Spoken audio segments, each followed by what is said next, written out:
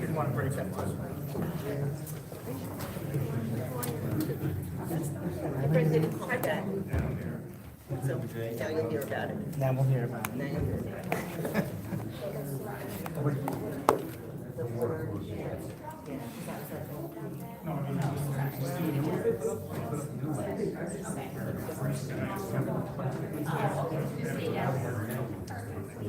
Good. How are you? Good, thanks.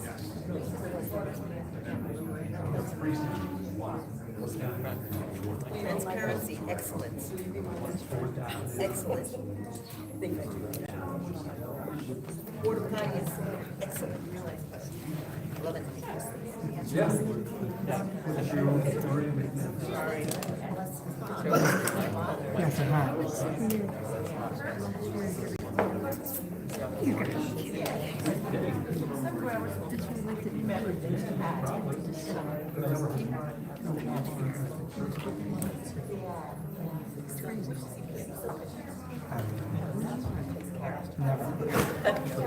Not like that.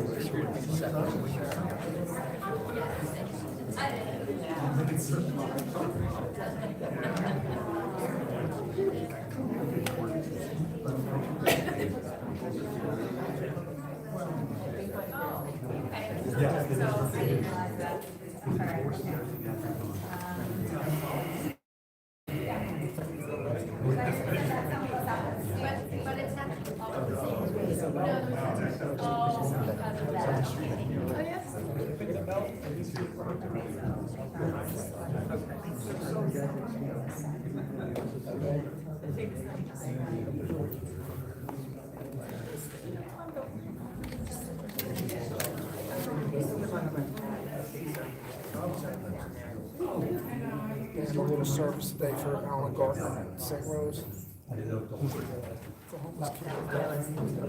Yes, I did. 3 days ago, 3 weeks ago. That whole family was like,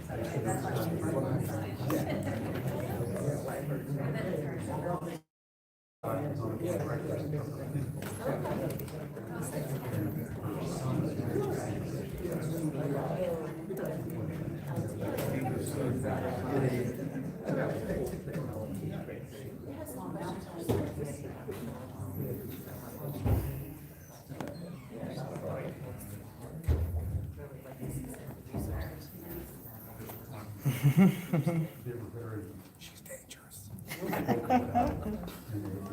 Never. He did, not me. Yes, I am.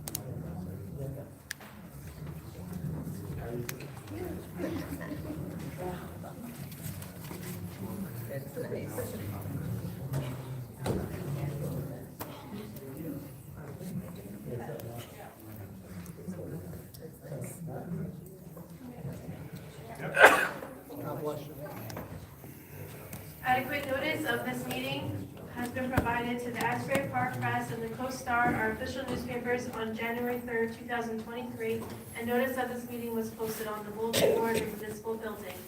Take roll call. Councilwoman Kinney? Here. Mayor Buck-Fusco? Here. Councilman Rondinero? Here. And Councilman Levis is absent. Okay, please stand for the Pledge of Allegiance.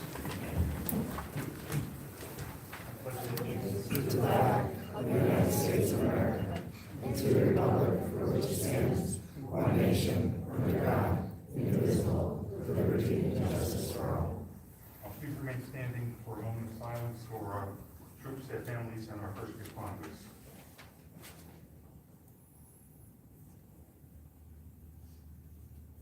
Thank you.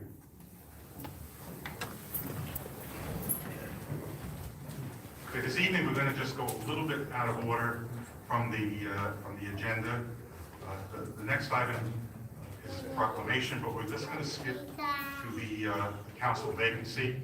We will be filling the vacancy made by Council President Brennan, who resigned as of May 31st. So we did receive nominations from the Democratic Committee, and Councilwoman Rondinero is going to announce who those nominations are. Okay, the names from the Democratic Committee were Ellen Ramey, Donna Falk, and Caitlin Donovan. And I would like to nominate Caitlin Donovan. Okay, I'll second the nomination. Okay, are there any other nominations? Okay, I'll take roll call. Councilwoman Kinney? Yes. Mayor Buckafusco? Yes. Councilwoman Rondinero? Yes. Okay, congratulations. Now we're going to do the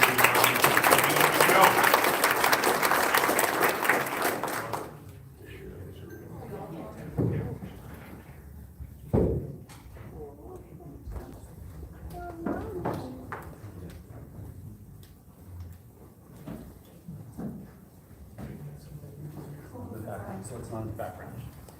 I can bring it back up again.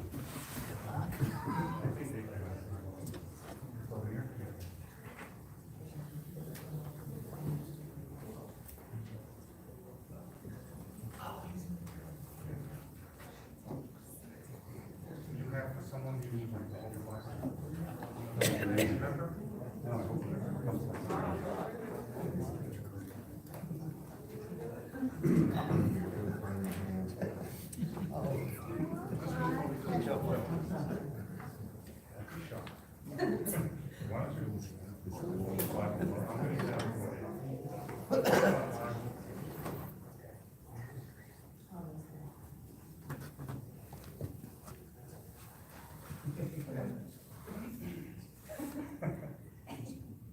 Arcadia, do you solemnly swear or affirm that you will support the Constitution of the United States and the Constitution of the State of New Jersey, and that you will bear true faith and allegiance to the same and to the governments established in the United States and in the state, under the authority of the people, and that you will faithfully, impartially, and justly perform all the duties as a councilman of the Borough of Belmar to the best of your ability. Congratulations.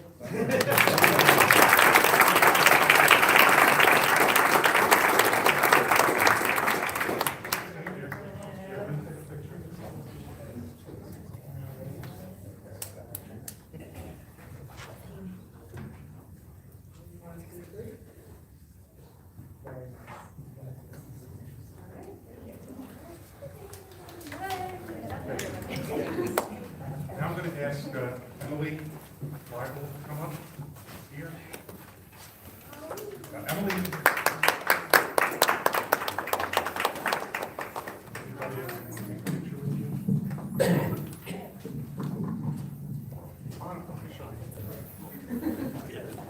Stay here.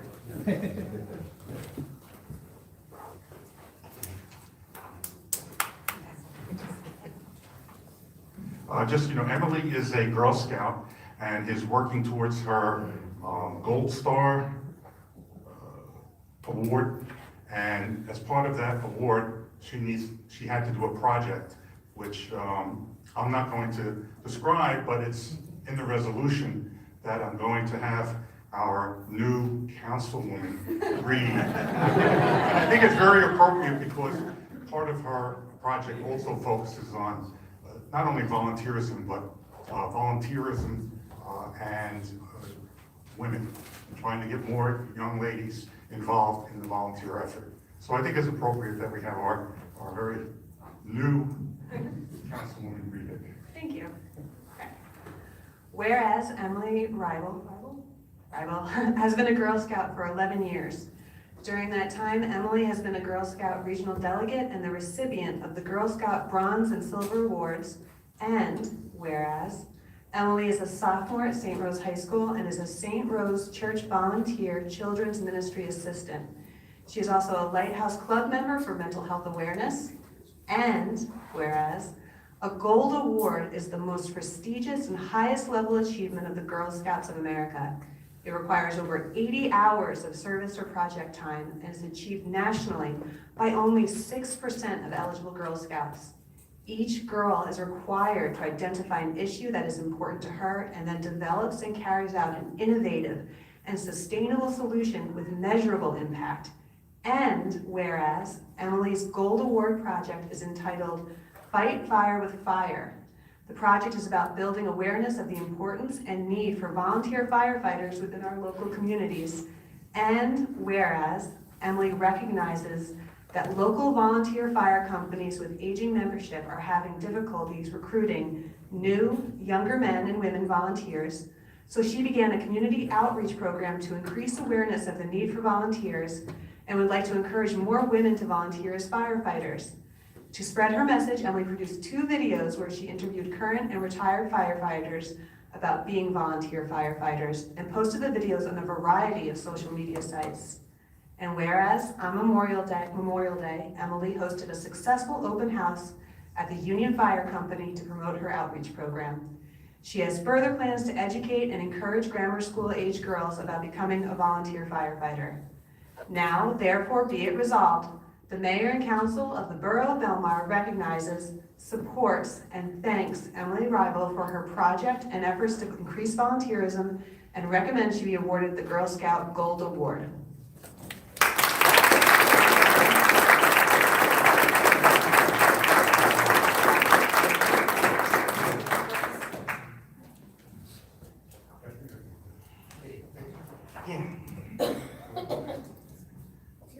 You're in it. You're in it. All right, ready? 1, 2, 3. Awesome.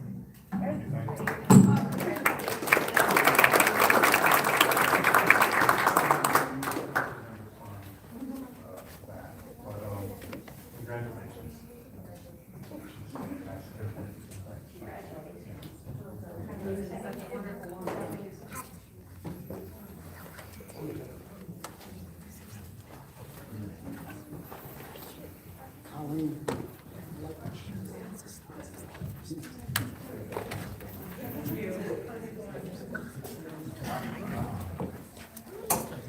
Good job.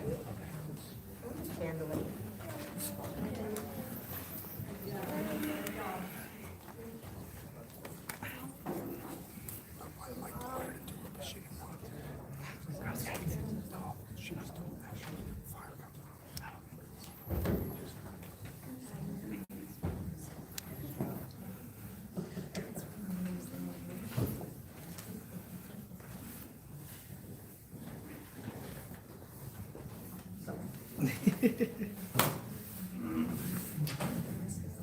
sir.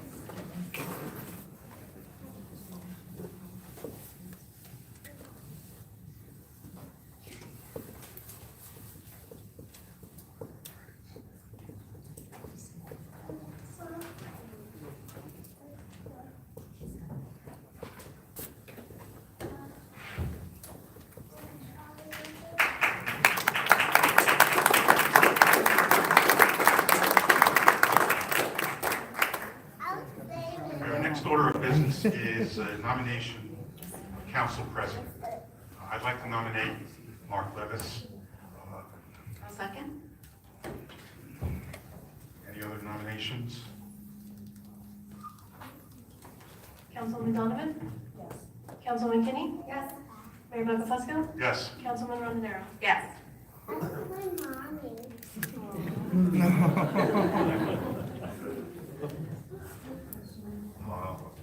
Okay, workshop is next. First thing we're going to have on workshop is a little presentation from the Environmental Commission on, I believe, blowers, gas blowers. And, we're seeing it up on the screen here. We want to, I guess we should.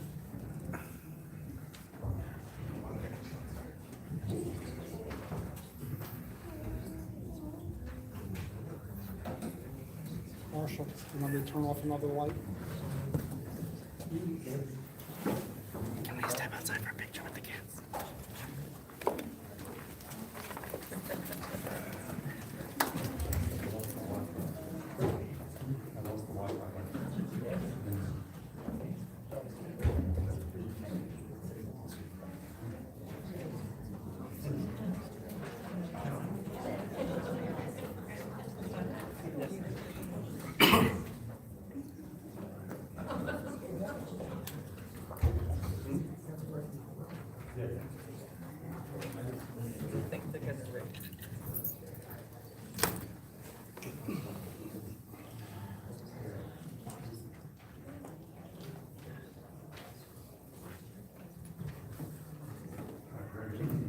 So, thank you for giving us this time. For those of you who don't know me, my name is Ed Lippincott. I'm the chair of the Belmar Environmental Commission.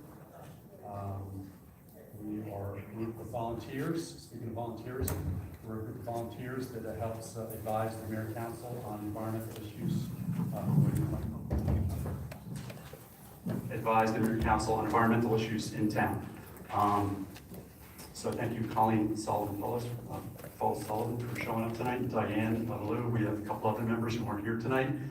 But before we get started, we've been working on this for a long time. This is a topic of discussion that's been going on at the Environmental Commission for months, years, I suppose. But it is not the only thing we're working on. We're also talking about 5G and the towers on Ocean Avenue, and also the geese problem at Silver Lake, and the condition at Silver Lake in general. So I know this is probably not the most pressing issue that on some of your minds, but it's something we've been dealing with for a little while. For me, I am a chef. If you don't know that, I'm a chef, so I work on the weekends. But during the week, I'm home on like Tuesdays and Wednesdays, and it seems like every time I sit down, every leaf blower in the neighborhood goes off. And this is a topic that came up during COVID because a lot of people were home, working from home, etc. So we put together a presentation. Diane, mostly, this is kind of her spearhead, the impact of gas-powered leaf blowers. But it also includes string trimmers, which are both two-stroke engines, very loud and very polluting. So we put together this presentation. Issues with gas-powered leaf blowers, according to the CDC, the noise is very intense. And there's a slide that comes up later that'll show you the decibel levels and how harmful it can be to human ears. And so noise pollution, but also air pollution. Oh, come on.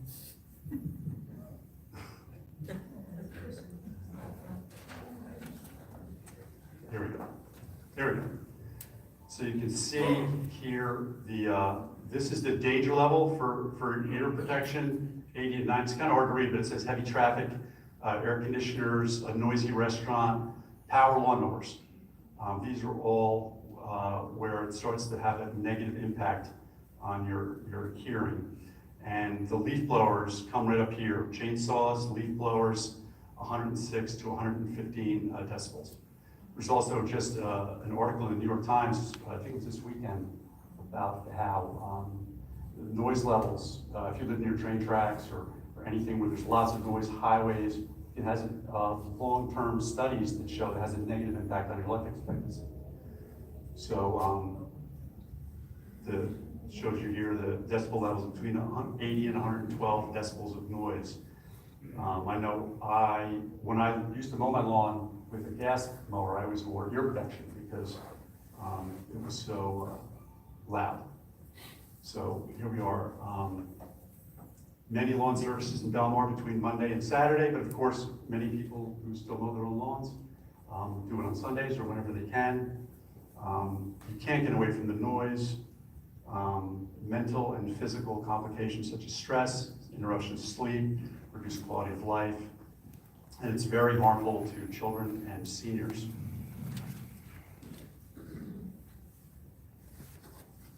Can be very disruptive if you're working from home. Like I said earlier, this is something that came up during COVID. Lots of people were home and they thought it was going to be nice and quiet in the suburbs. And they discovered that every landscaper in town comes on Tuesdays and Wednesdays. Those are my days.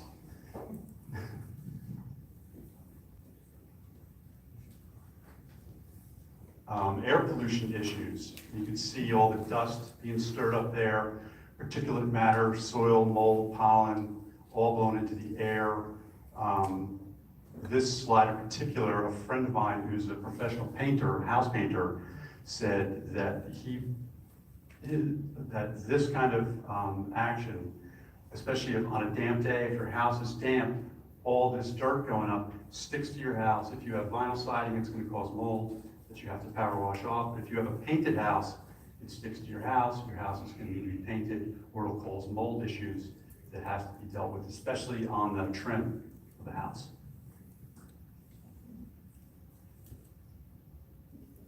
Air pollution issues.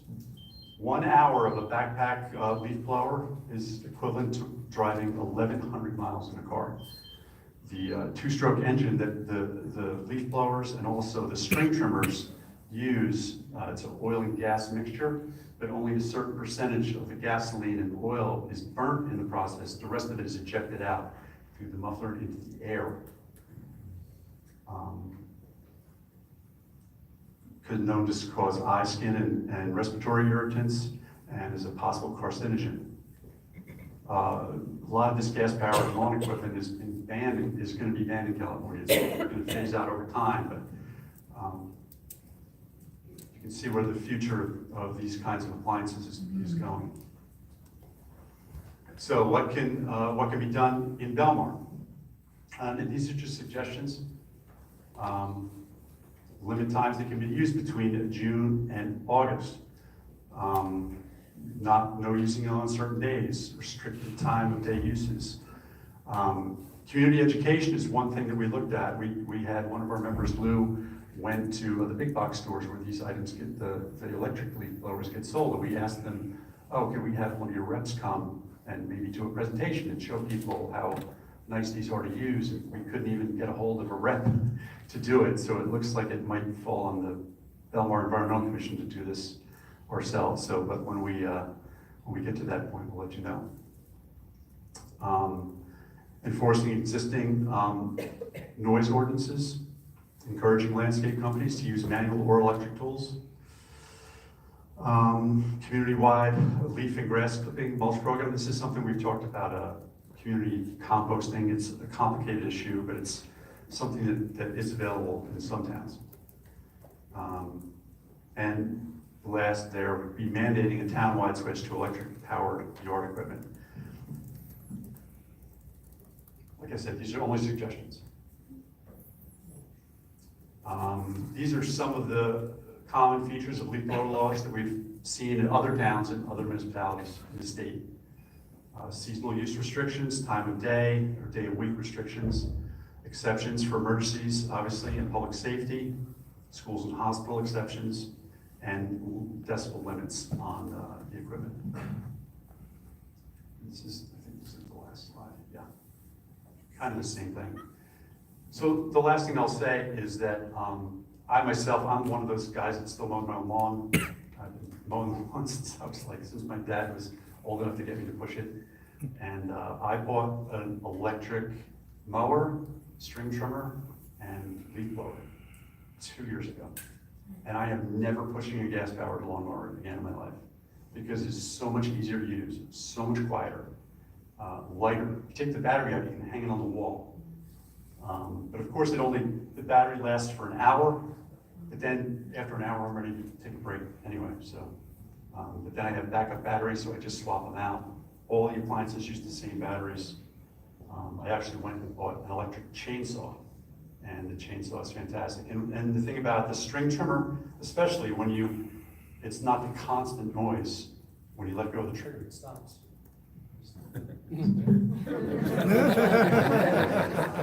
I let go of the trigger.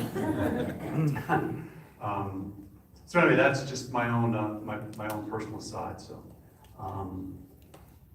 I think if you're somebody that mows your own lawn, you might want to consider these kinds of appliances.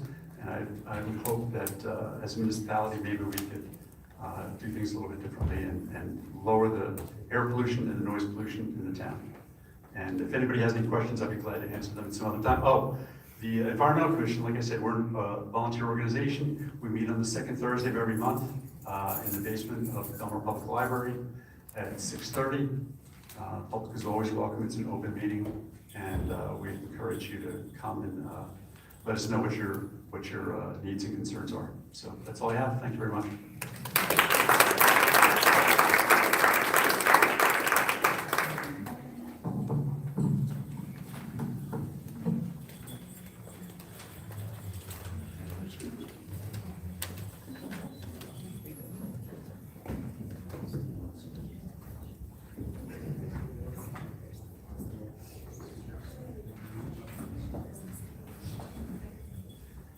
I just want to thank you that on behalf of the Environmental Commission. I think it's a worthwhile thing for us to look into. My neighborhood is the Thursday, is the Thursday day when fall is coming up. And again, you know, if residents have an interest in this, I think one of the first steps is to attend the Environmental Commission meetings. I attended last month's, in place of former Councilman Brennan, and it's very informative. It's a great place to, you know, to ask questions about certain environmental things that are going on in the town. And I think we, you know, we could benefit by doing some of the things that we saw on the slides. I'd be interested in hearing from residents, you know, pros and cons in terms of, you know, what we can do about this.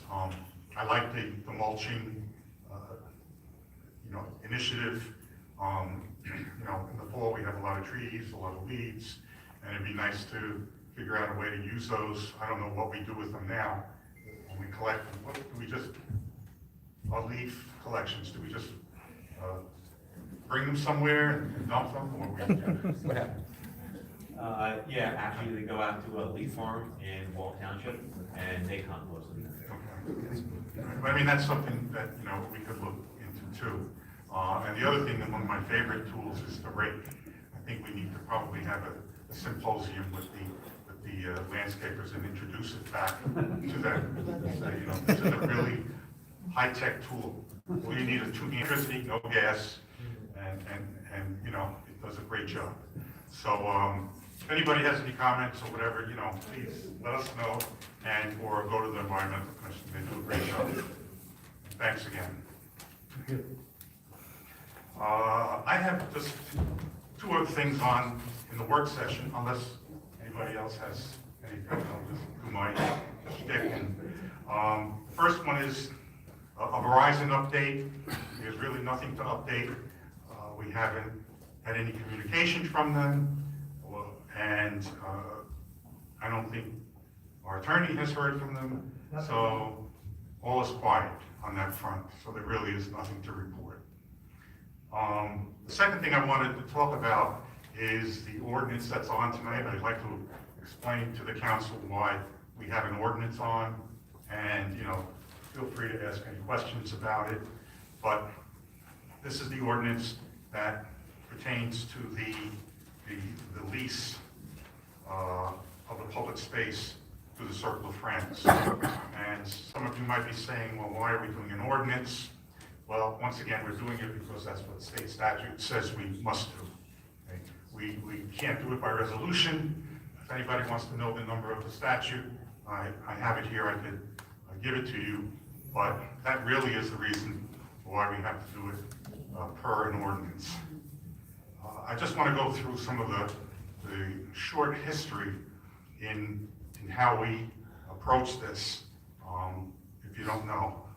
The original bid for that concession was advertised in the Asbury Park Press and the Coast Star on two dates in February on both papers. February 18th, February 25th, 2023 in the Asbury Park Press, with the March 9th due date. In the Coast Star, it was on February 16th and February 23rd, again with a March 9th due date. Obviously, the difference in dates is because the Co-Star is a weekly newspaper. Okay, at that point, we did not get any bids. I think that didn't get any bids, so we decided to advertise it again.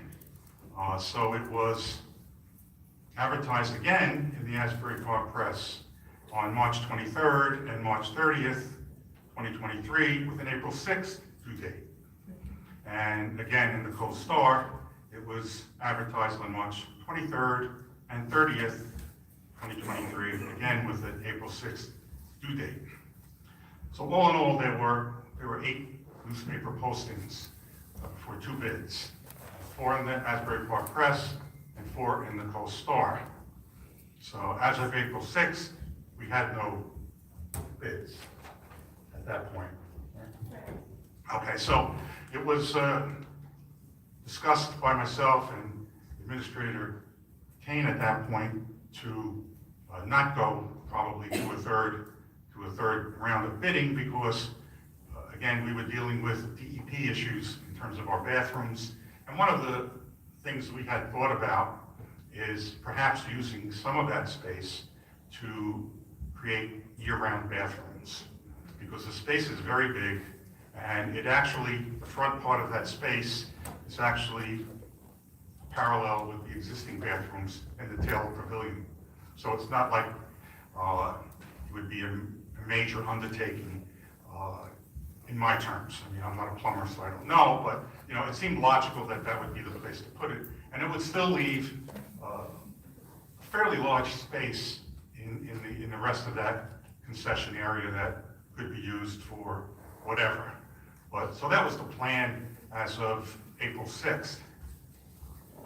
We did have a meeting on April 11th, and we also had a meeting on April 25th, which is the meeting at which Mr. Doherty made a presentation on behalf of the Circle of Friends to use it for the disabled adults and to gain experience in dealing with public, serving some kind of a pre-made food, and to give them, you know, something to look forward to and to keep them busy during the summer.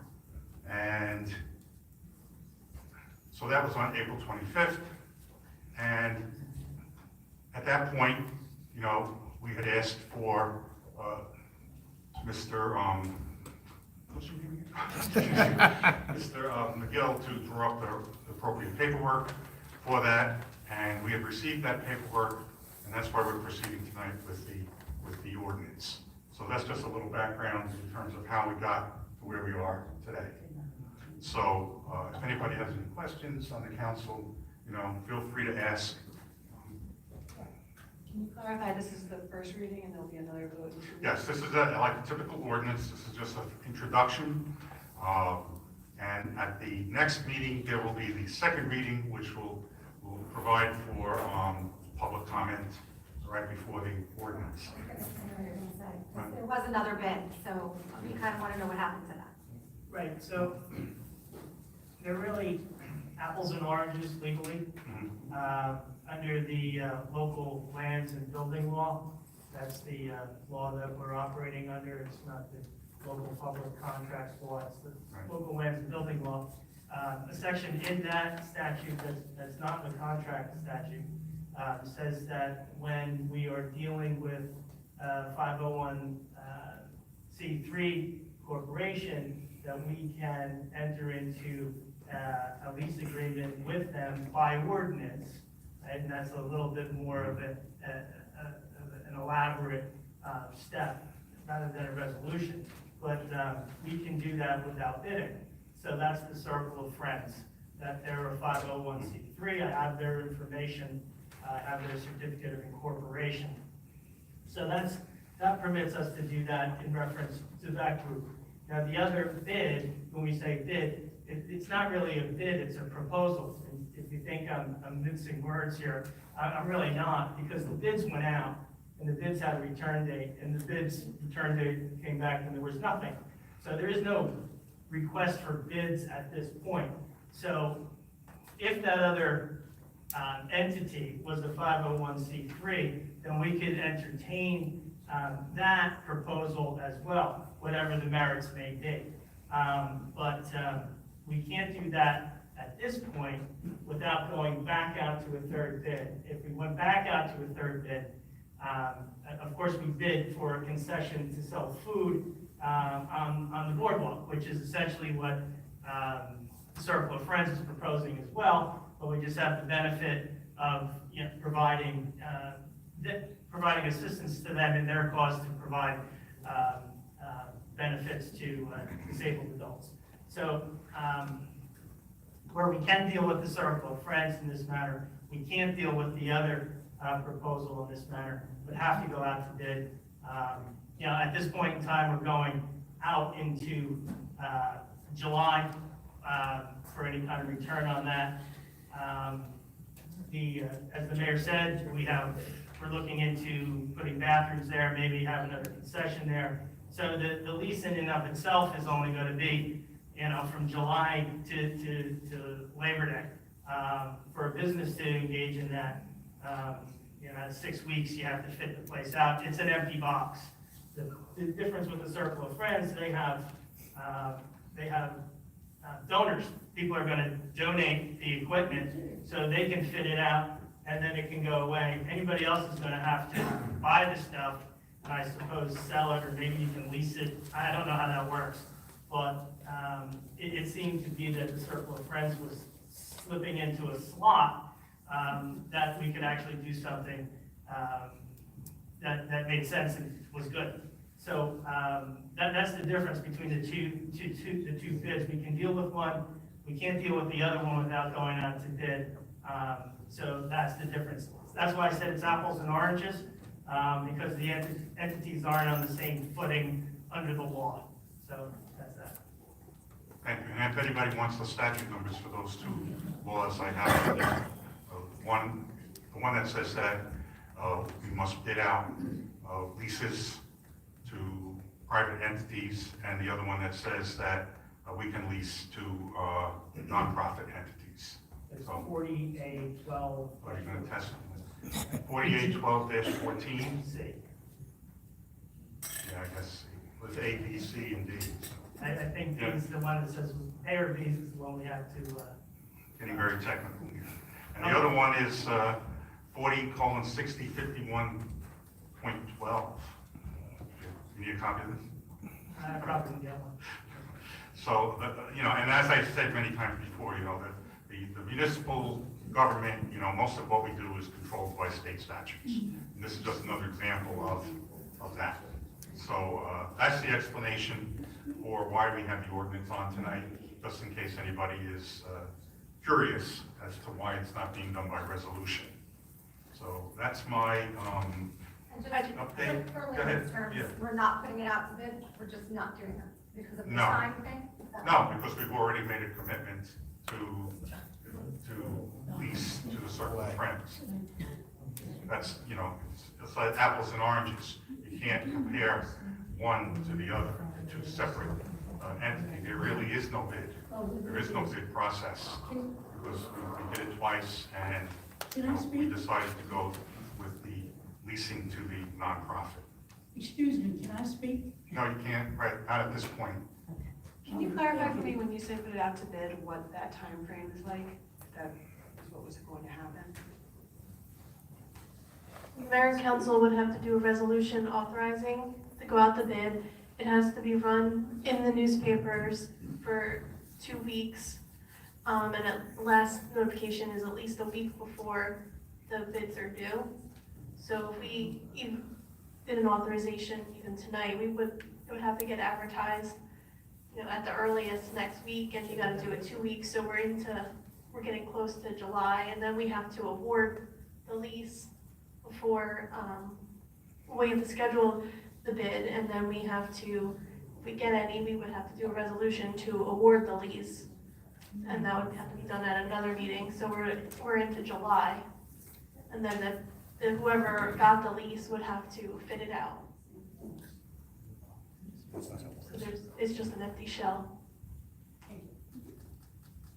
I just have a question. In the future, I know that it's different when you're advertising in a public space, and I'm not used to that.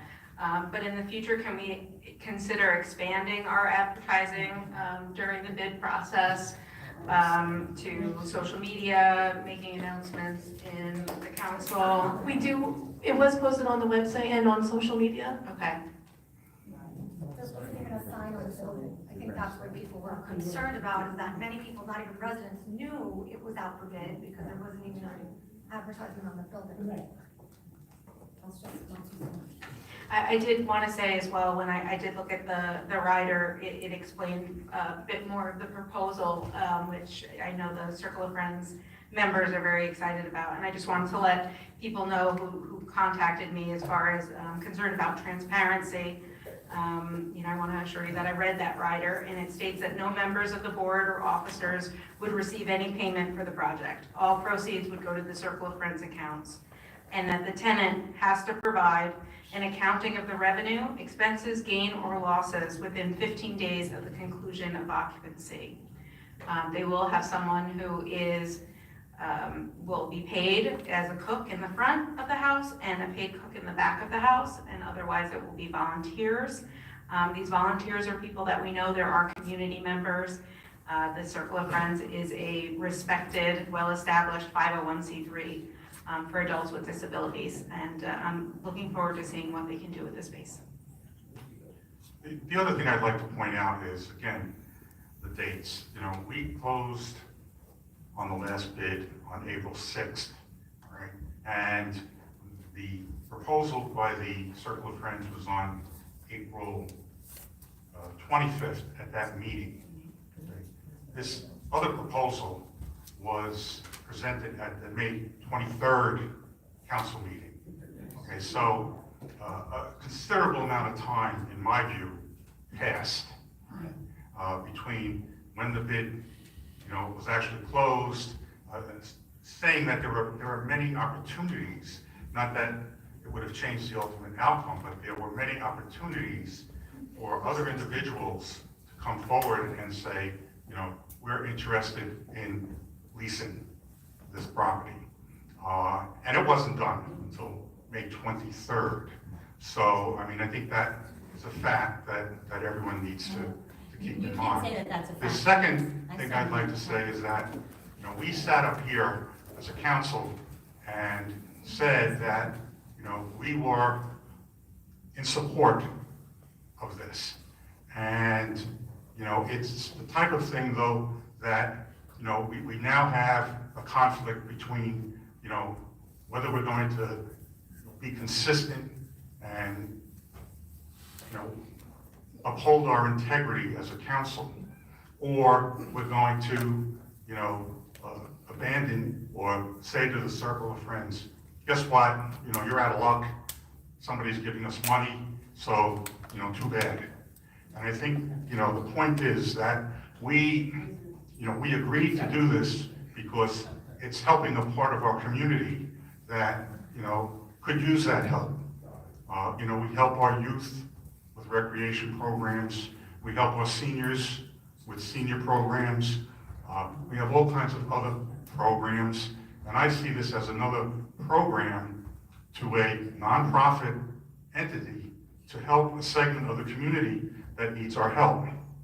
And to now, for us to say, well, we're gonna rethink this and, consider a proposal that is more than a month after the first proposal or first, presentation, I think is really not something that I want to do. I think we've made the commitment, and we should stick to that commitment. And, it's done pursuant to law. And, I know there are other reasons for it, which I'm not going to mention tonight, but, I think as a community, it's something that we should do. And, to uphold our integrity here, I think we need to stick with what we said. So, that's all I have to say on it at this point. But, if anyone else has any questions, that's fine. It will be on again at the next meeting for a second reading, so there'll be plenty of opportunity for questions and comments. So, if anybody has anything else, who doesn't have anything else? Go ahead. I know the high school banners are coming. We realized there were still some students who hadn't been reached. They hadn't responded to the emails on the online outreach. So I personally called those families last week and got 11 more students involved. So it's going to be a little late for graduation, but I'm glad that we have more students represented, and we'll be able to have them up for the whole summer. And I thank Board of Ed member Kimberly Check for helping me put this together. The business administrator Kane and I will continue to discuss banners such as these, and also starting the Hometown Heroes banner project for our Belmar veterans. Additionally, I got an email, and I think we all received it. Caitlin will have to share this with you as well, from a resident, Alex Scopo on First Ave, who was concerned about boat speeds and a request for no wake zones to be enforced. Do we know, Chief, is there anything that we can do in Belmar to help enforce those no wake zones? The concern is wanting to reduce potential damage to bulkheads caused by excessive speeding.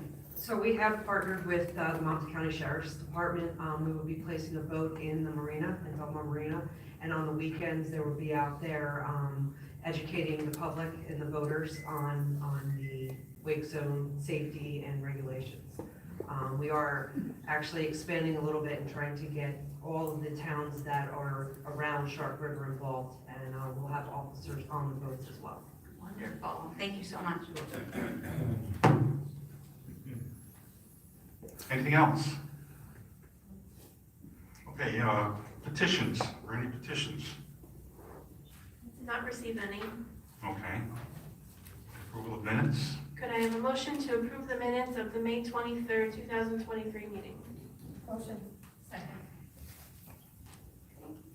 Councilman Donovan? Councilman Kinney? Yes. Mayor Buckles? Yes. Councilman Rondinero? Yes. The reports of council. Councilman King? Yes, thank you. Okay. We had an ADA meeting last week, and it is confirmed that on July 14th, members of the ADA committee are actually going to be doing a presentation to the Belmar summer campers, and the kids will learn about other children with special needs and anti-bullying, and it's going to be a great presentation. I'm actually going to go to it myself. And so I wanted to thank Barry from Belmar Recreation for partnering with the ADA and letting us put on this important event for kids. On the recreation side, this Saturday, June 17th, is the rematch of the historical baseball game between the Monmouth Furnace and the Hoboken 9. That's going to be at 11 a.m. at Memorial Field. All yoga classes now are held in the Belmar gym, not at Taylor Pavilion anymore. So for the summer, you'll be coming to the gym, and you can see the website for the schedules for that. And the last day to sign up for junior guards is June 18th. Junior guards starts like the first Monday of July. Or maybe not because of the holiday. I'll have to check on that. But you could probably see that schedule on too.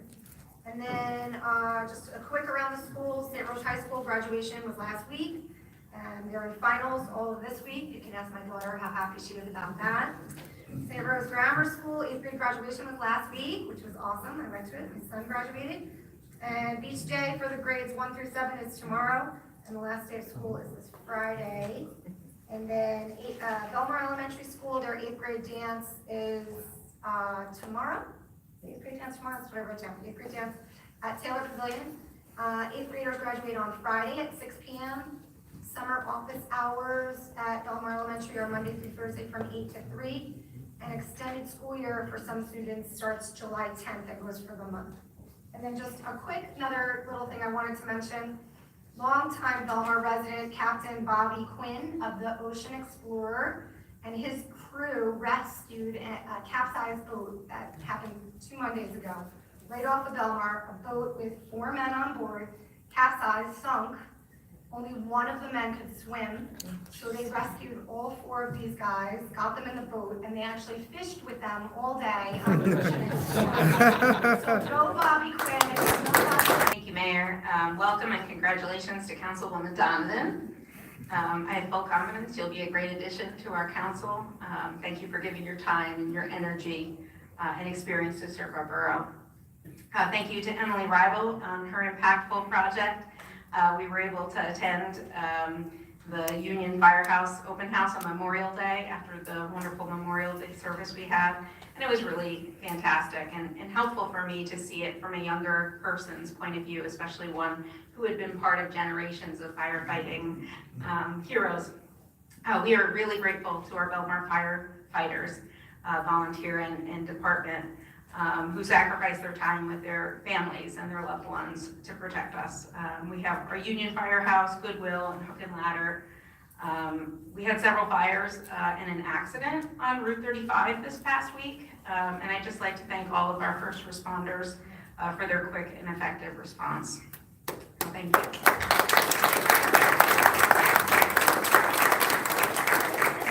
We had a pride raising ceremony. Belmar's first pride raising flag was on June 1st, and we had Christian Fuscarino, who's a Belmar native and Executive Director of Garden State Equality, speak, and Danny White volunteered to perform. It was a beautiful ceremony, and the proclamation to celebrate June as Pride Month was also came to us also from Monmouth County, who also celebrated it June 10th, I believe. They raised their flag. And it was kind of a last minute rush to make it happen since we passed the proclamation the meeting before, but I think it was done in a meaningful way, so I thank everyone who was involved. Notes from the Belmar Housing Authority. I attended the BHA meeting June 5th and followed up with Executive Paul DeSantis today. The BHA is waiting for their second bid for the scaffolding. So last meeting, they didn't have anyone bidding. Now they finally got a second bidder. And we'll find out today or tomorrow who they're choosing. We're hoping that the scaffolding will start in a week or two. Also, Paul DeSantis reached out to Joe Schloter at Congressman Smith's office to discuss drafting another request for emergency HUD funding. That we believe that not just the scaffolding, but that the metal channels along the building need to be installed to secure the brick. The cracks are getting larger. It's becoming more of an emergent concern. We want to make sure, especially around the gas lines of the southeast side of the building, that we are reinforcing that area. So we are hoping to get some emergency funding. It would be wonderful if we can get emergency funding and then have our community project funding from Chris Smith's office to make sure that our building can be wonderful and those residents can be safe in their building. Some residents had asked if they could get tub cutouts or have some accessibility for their tubs, and apparently it was looked into years ago and seemed like it wasn't possible and too costly at that time. So I'm going to talk to our business administrator, Kane, to discuss if there's a way that maybe we can have our borough engineer take a look at that and see if that's a big project or if that's something that can easily be retrofitted for those who need it. The library board meeting was yesterday. Library is going to bid for renovation and replacement of their windows. They had a consultant meeting today scheduled. They had over 500 people at the first summer concert on June 1st, featuring Pat Roddy. And this past Saturday, they had a great show with the Beach Music Studio Kids Rock Band, which our Councilman Kinney's son isn't. This coming Monday at 7 p.m., the library has their second annual Juneteenth celebration with John Luckenbill Orchestra and speaker Tasha Youngblood Brown at the Taylor Pavilion. Tomorrow, they're launching their summer reading scavenger hunt program with prizes for kids in grades K through 8. You have to sign up for the event, so please check it out on the website. Monday through Friday, every day, Monday through Friday, there is either a mental health or a physical health class at the library. It's usually at 10 o'clock, meditations at 11 o'clock on Mondays. But most recently, they've added a new class, mobility, balance, and strength training with Erica Coviello at Thursdays at 10 a.m. It's supposed to be fantastic. Please check the library website. There are so many events, I would never be able to get through them all, so please check them out. The Belmar Women's Club is selling tickets to a Blue Claws game on Thursday, July 27th at 7 p.m. A portion of the proceeds will go back to the Belmar Women's Club. And it also happens to be Thirsty Thursday's $2 beer day. So I taped a flyer outside of the courtroom by our agendas. And another one I'll put on the entrance at Borough Hall, so you can scan the QR code for tickets. The Belmar Women's Club was able to give out 4 scholarships this year to Belmar and Lake Como high school seniors. So we thank them very much, and please support these awesome women as they work so hard to support our community. Thanks.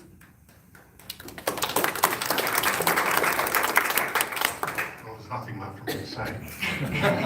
So, I think, I don't know if you hit it, but I also would like to thank the veterans who did the Memorial Day program at Memorial Park, and the school children from St. Rose who sang in the choir, and their teacher. I was given all of this information by my astute companion, John Walsh, and I left it on my desk. So I don't have the individual names, but I thank them for that. And again, all the fire companies that responded, from Belmar and all the surrounding towns due to the accident, and the EMS and the police. It was something that obviously unexpected, but required a lot of coordination due to traffic and fires that occurred at houses behind where the poles fell. So I thank them all for all of their hard work and getting all that done, rather quickly. Okay, I don't have anything else. Anything else? Okay, let's go on to the public session for resolutions. Okay, this is public session on the resolutions only. If anyone would like to speak about the resolutions listed on the agenda, please step forward, state your name and address.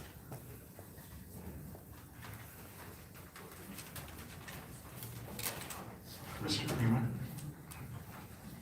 I think everybody can hear me. A resolution 2023-141. This is liquor license renewal for DJs.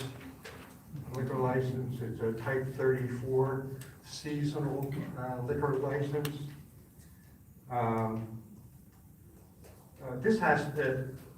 This license has to be updated. The law has been changed for seasonal liquor licenses in the state of New Jersey. This resolution here refers or mentions that sale of alcoholic beverages would be restricted between May 1st and November 14th. The law was changed. Now DJs has 14, let's call them wild card dates that they can use and be open. In fact, the mayor and council have used that themselves. You had your January reorganization celebration there. After there was a fundraiser for the concrete piano, I believe. That would be number 2. And it goes down the line, whether it's St. Patrick's Day and so on. But this has to be revised. It's incorrect. It restricts DJs only from May 1st to November 14th. Also, I believe there's notification requirements that if DJs is going to be open outside the regular seasonal, using up one of their 14 or more of their 14 days of their choice. There's notifications that are required, and I believe there's also a $500 fee. But that's my comments on resolution number 14. This has to be revised. I'm going to defer to our attorney on this. I think that's accurate. Well, And, sorry. They have to apply for special permits to operate on those days. and that takes the place of, that satisfies the license requirement. Right. Okay. So does it have to be changed or not? It should at least mention that within the resolution itself. The resolution itself is incorrect because it limits the licensee from May 1st to November 14th. Yeah, I would think it probably should be changed to reference that. I mean, same resolution we had previous years that was approved and accepted by the ABC. Yeah, I think it's just a good point, and it can't hurt to reference that, ability to have extra days upon applying for permits. So I don't have any problem with, Okay, so we can put this on for the next meeting? Or is there well, they have deadlines. Why don't we just approve it as amended?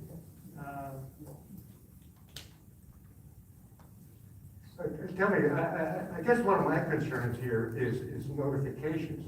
How is the police department supposed to know that DJ's is open on a certain night? Mr. Kramer, they have to put in an application through the ABC online portal that goes directly to me and the clerk, and we have to sign off on them. So we know when they are coming, or which days they want to be open during November and the next May.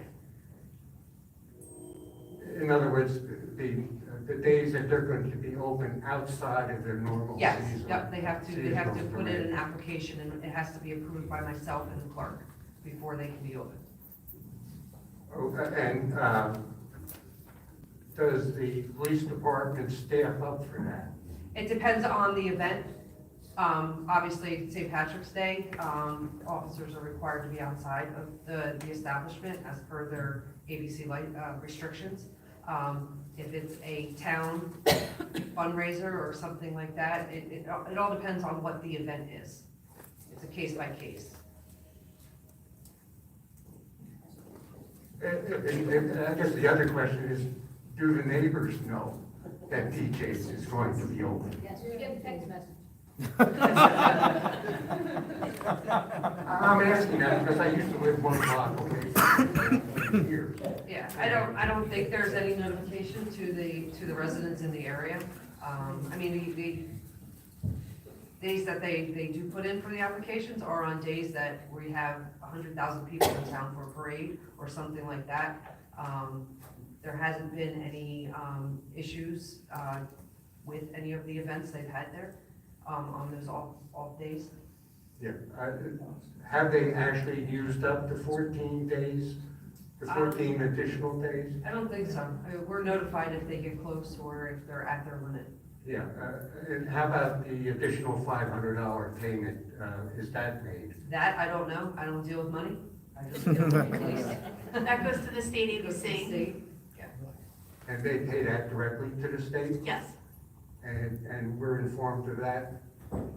yes, it's part of the application. They submit the application and the payment online, and then we get copies of it. Okay. Thank you. Okay, so we need to just amend this to say that they have the 14 days. I would just amend the fourth whereas to add the statement and such other days as may be approved upon application according to law. That would cover it. Okay.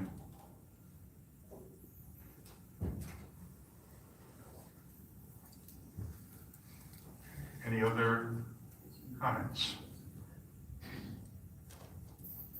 Can I have a motion to close the public session? Motion. Second. All in favor? Aye. Aye.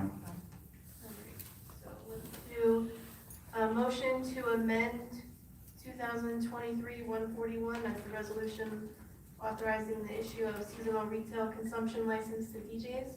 I'll make the motion. Second. Councilman Donovan?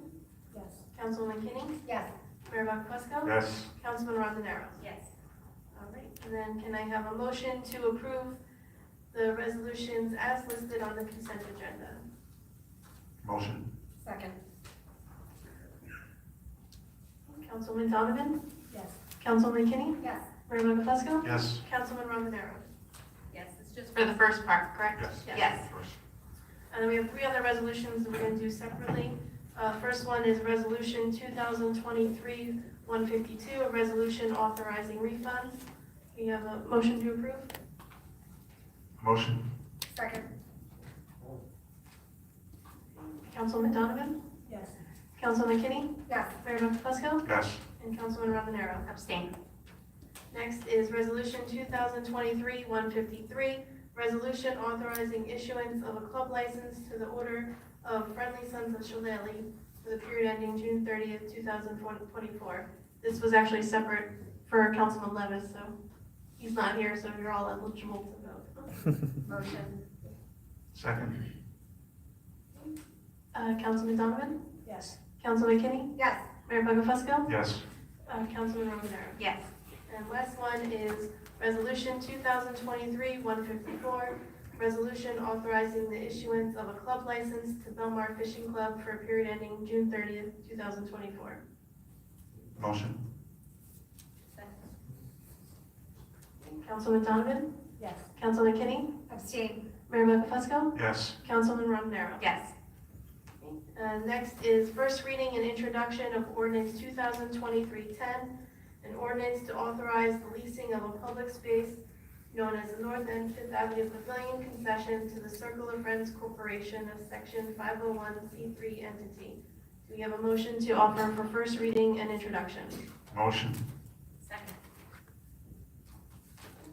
Councilman Donovan? I want to vote yes on this with the caveat that I'm going to reserve the right to reverse that as I learn more over the next 2 weeks. Okay. Councilman McKinney? For first reading, yes. Mayor Buckles? Yes. Councilman Romanero. Yes. All right, and now we're on to public session. If anyone from the public would like to speak, please step forward and remember to state your name and address first.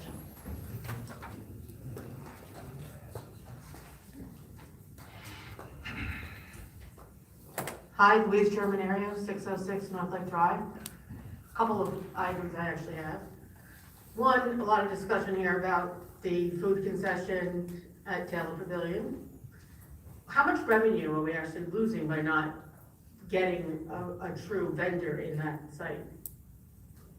Does Well, anybody- had we rented it at $5,000 a month, it would have been, I don't remember how many months that was for.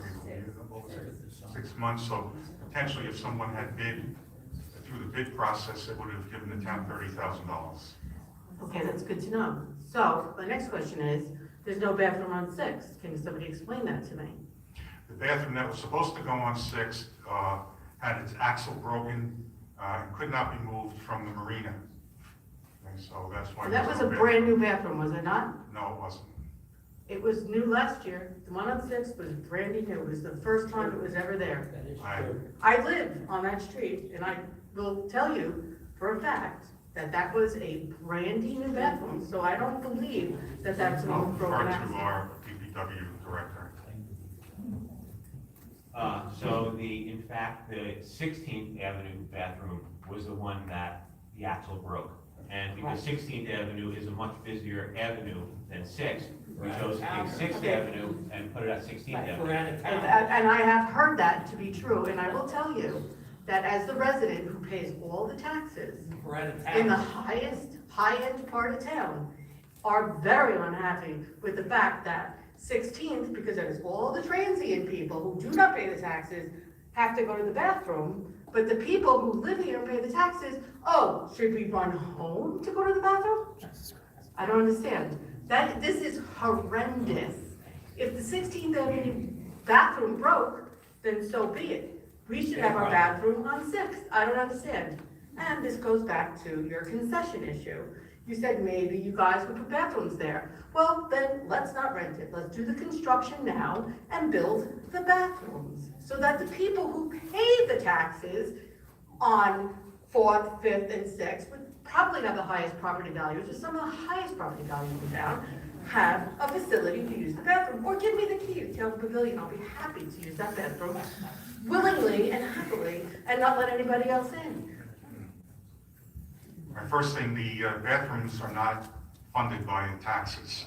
They're funded by the beach utility, which is a separate entity. Okay, So there's no impact on the taxpayer. Second of all, we have to make decisions based on, crowds that are coming, health reasons, and the decision was made, put it on 16th. So we're not Now, getting one at all on 6th? If you notice is a bathroom on 3rd Avenue and there's a bathroom on 8th Avenue, correct? Well, there's a bathroom No, on, just answer my question. there always was there. All right, now that's a 5-block period, right? So if you sit right in the middle on the beach, that means a person would have to walk a maximum of 2.5 blocks, okay? You following me? Yes. Now, if you know that you're going on the beach and you want to be near the bathroom, what you do is you put your blanket by the bathroom. Okay, that's the answer to that question. The point is, it's inconvenient. And I understand that the beach has nothing to do with the taxes, but we are the residents who live here. And somehow the residents who live here always seem to be the ones who have the least interest by the municipal council here as to their well-being, as far as I'm concerned. You're entitled to your opinion. Yeah, I am entitled to my opinion. The second issue I have, I don't want to get off the pavilion because the signage on that pavilion still says Playa something, which by the way, was horrendous signage to begin with. And it says, I don't know if the signage that's there was ever approved by anybody because it's pretty disgusting looking. It looks cheap, it looks really ugly. And now it's been sitting there for months unused. And now are we gonna get new signage there? Is it gonna be any better looking than the signage that's there today? I presume, number one, that the signage that's there will be removed. Well, I Number hope. two, this council did not approve the signage that's there. It says in All here right? that the lease, that we have to approve this, the lease has to approve the signage, so I don't know. Yeah, that's who that's the new signage. The prior lease was approved by the prior council. Wait, So some of those members they were were on this not, council. they were not, Was that really true? right? No. So, There's members on this council that were on that council, so what, you wanna point your finger at people? no, I'm not, she's pointing her finger. I'm saying that if the signage has to be approved, what is the standard? Because what is out there today is ugly and hideous. It doesn't represent Belmar. I would hope that whatever signage goes up next can be a better version of what Belmar should look like, and not like that. I agree with you 100%. And Well, I'm we'll do hopeful the best that we it's- can to make sure that it does. And I'm hopeful that maybe we do that. And I'm disappointed that, the signage stayed on that building from September 15th through December 31st, 2022, and wasn't removed at that time. Exactly. Can we have some order, please? One person speaks at a time. Who should have been responsible for removing that out of curiosity? The prior tenant. And so the tenant doesn't remove it, we just leave it up? Oh, until the next- then it should have been removed by DPW on September 15th, when the lease was finished. Isn't that the township, DPW? Yeah, it is. So you're saying we didn't do it? We should They have done didn't it? do it, no. Okay, well, all I'm saying is, hopefully somebody removes it tomorrow or the next day. And whenever we get somebody to rent this place, that it's a lot better looking than it is today, because I gotta tell you, it just does not I represent agree with you Belmar 100%. at all. Okay, next topic, I'm sorry. To a thief. Next topic. You used the word integrity of the council, and I'm gonna Yes. tell you something. I would love to understand how, I was here a year ago, I actually have 2 articles in my pocket that I read about the geese problem here in Belmar, and I quoted, and I still have them here, and I'd be happy to read them again. They were both in the Star Ledger, one is from Spring Lake, one is from Lake Como. Talking about how it's a health issue, the geese, problem with all the crap that's there constantly. Now, I do live on the lake, so I do take a personal interest in this. And it was interesting, because the other man who spoke before about the blowers being too loud, because he's home on Tuesday and Wednesday, all of a sudden we're addressing the blowers because it's his personal interest. Well, I have a personal interest, and it's not because it's a health issue. We have a serious problem. I actually wasn't here for a couple of months. I was away in Florida, and I listened to the township meetings on YouTube.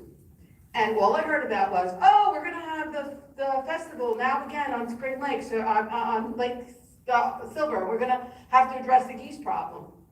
Interesting how it became a topic again of interest when there wasn't any topic of interest for all the times that we've complained about it, but okay. And then there was gonna be a 2-pronged program, and the 2-pronged program was to grease the eggs and then to get these volunteer dogs to chase the geese away. Very interesting. So I live on the lake. your two-prong program so far has failed. A, there are babies baby geese on the lake, and I have pictures of them. I'm also happy to share with you. You don't have to, I saw them myself. Okay, so the greasing of the eggs failed. I mean, maybe not failed, but it wasn't 100%. We have to be careful about what we assume. It wasn't When you say 100%. something has failed, you know, it wasn't 100%, but we don't know how many eggs did not hatch. Okay. Okay? Okay, So- I'll give you that, but we have geese, baby geese. Okay, and number two. 5 more. What is? Excuse me, sir. 5 more. If you want to say something, please come to the mic. If you say one more thing, I'm going to ask you to leave. The dogs have not yet appeared that I can see, or have there been volunteers to have dogs come out? So what is the second prong of this? Like, where is this happening? Because I live on the lake, I'm there all the time, I've not seen any dogs chasing any geese, and it is landmines walking to the beach to try to get across the crap along the lake, along the sidewalks, on my driveway, on the walkways. It's absolutely horrendous and embarrassing, again, as a high taxpayer in this town, that I have to have guests come and they have to like dodge the crap all over the place to get to the beach. It's really horrendous. I agree with you 100%. Okay. And so what's the next Thank you. plan? Are the dogs coming to chase? As I always say, you know, everything that the municipality does has a cost to it. We will look into having dogs come. The problem is, though, right now, geese go through cycles. And right now, they're molting, and they can't fly. And this was the So, time the dogs excuse were me, supposed to come. I sat here and let you speak, didn't I? Go ahead.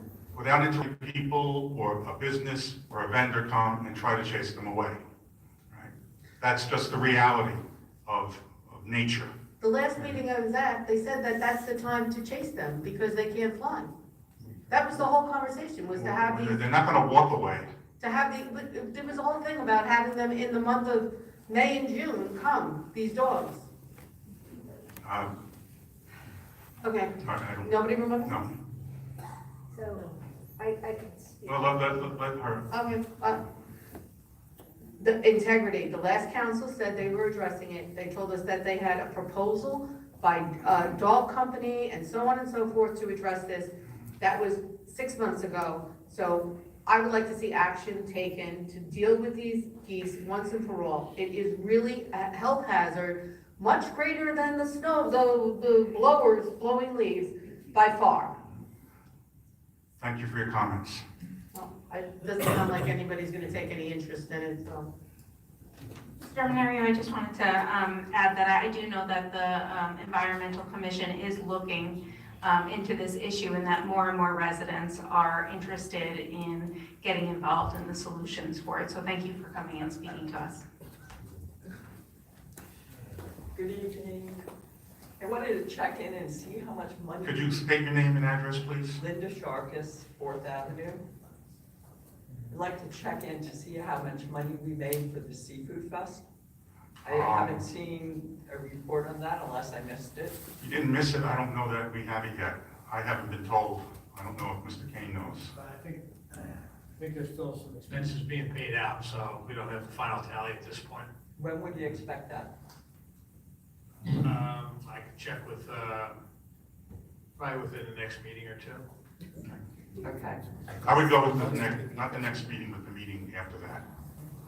Okay, my second thing is, as the holidays approach, we're gonna have fireworks. And I guess my concern is fireworks in town. We had a real problem with some last year.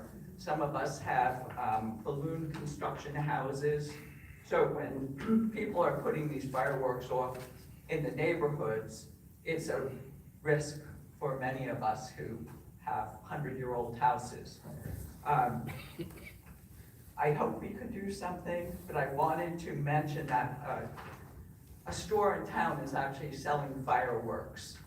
And I spoke with them, and unless somebody tells them people shouldn't be, we have a conflict. You need to speak with me.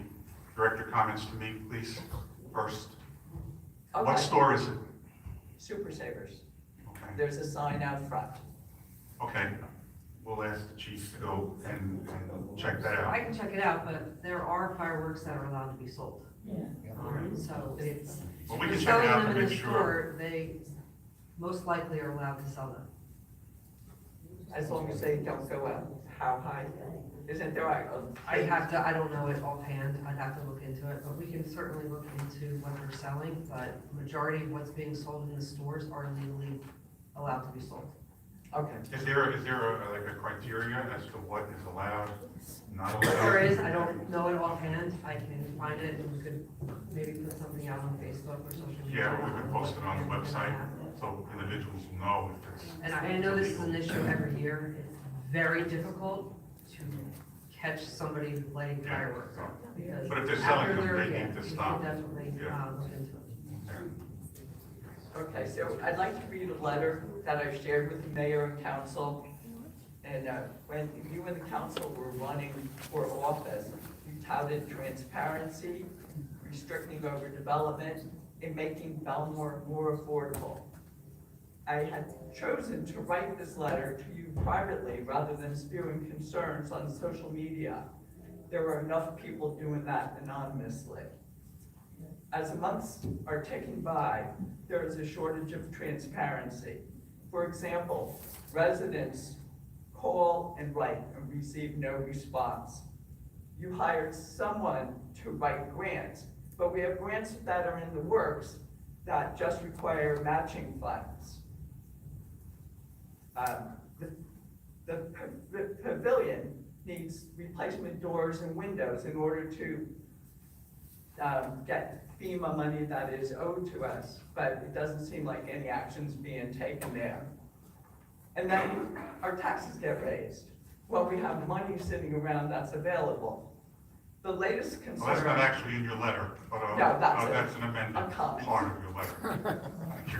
Well, I'm glad to see you might recognize. I have it right in front of me. so, All right, the latest issue of concern began during the council meeting when ex-mayor Matt Doherty came before the council and asked for a pop-up restaurant for $1 a month for 4 months for members of Circle of Friends who would volunteer.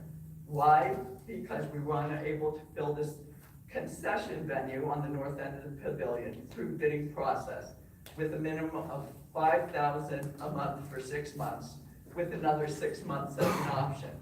No one submitted a bid. One might ask why. The request for bid ran to the CoStar, and I will add the Asbury Park Press, and was posted on the website. And to the best of my knowledge, and that many others, there is no advertising. Points to be made. If people didn't see the request for bid, they can't submit a bid. If people saw the bid but thought the minimum was too high because the space required a build out, there was not another option to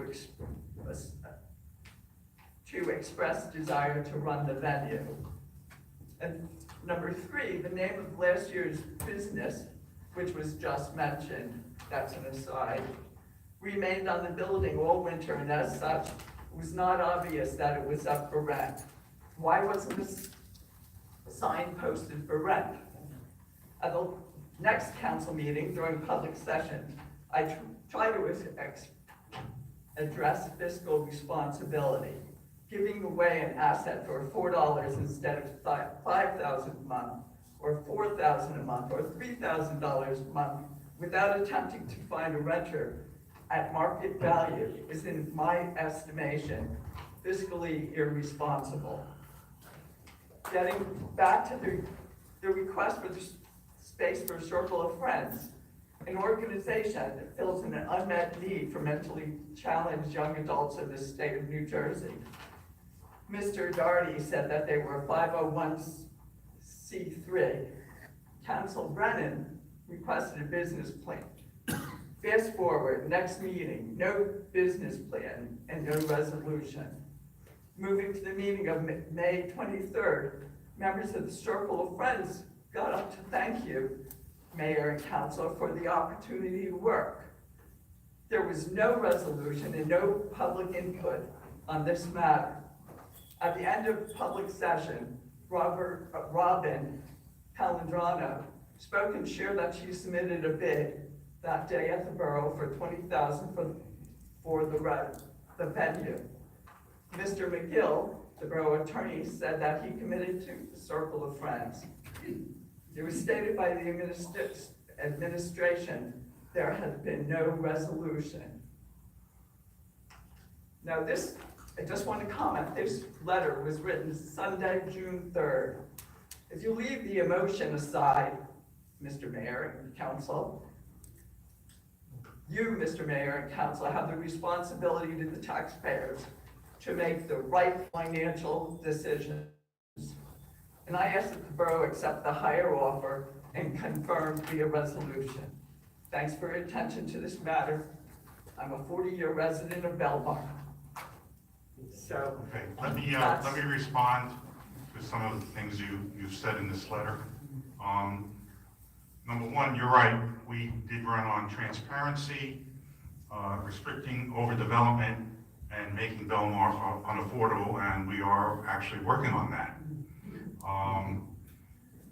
As far as the shortage of transparency, I'm glad that you're here because I would like to know some examples, because we're always trying to improve, and if there's an issue, a specific issue that you feel we were not transparent on, I'd like to know. well, just the fact that, did we get a business plan that was requested? That was all done in Circle public. of Friends? How much more transparent could we be? We did, yeah. Did you get one? Speak up, I don't know what you're saying. Did you get a business plan from from? We got it at the end of the lease agreement. There is a small paragraph of a proposal, and there's supposedly insurance. We never got a copy of insurance, but there is somewhere a copy of insurance. There is insurance. Okay, So that's one example. What would be the next example? All right. Numerous people have called, and I asked those behind me to raise their hands. If they haven't got a return call, they should either contact me or Mr. Kane.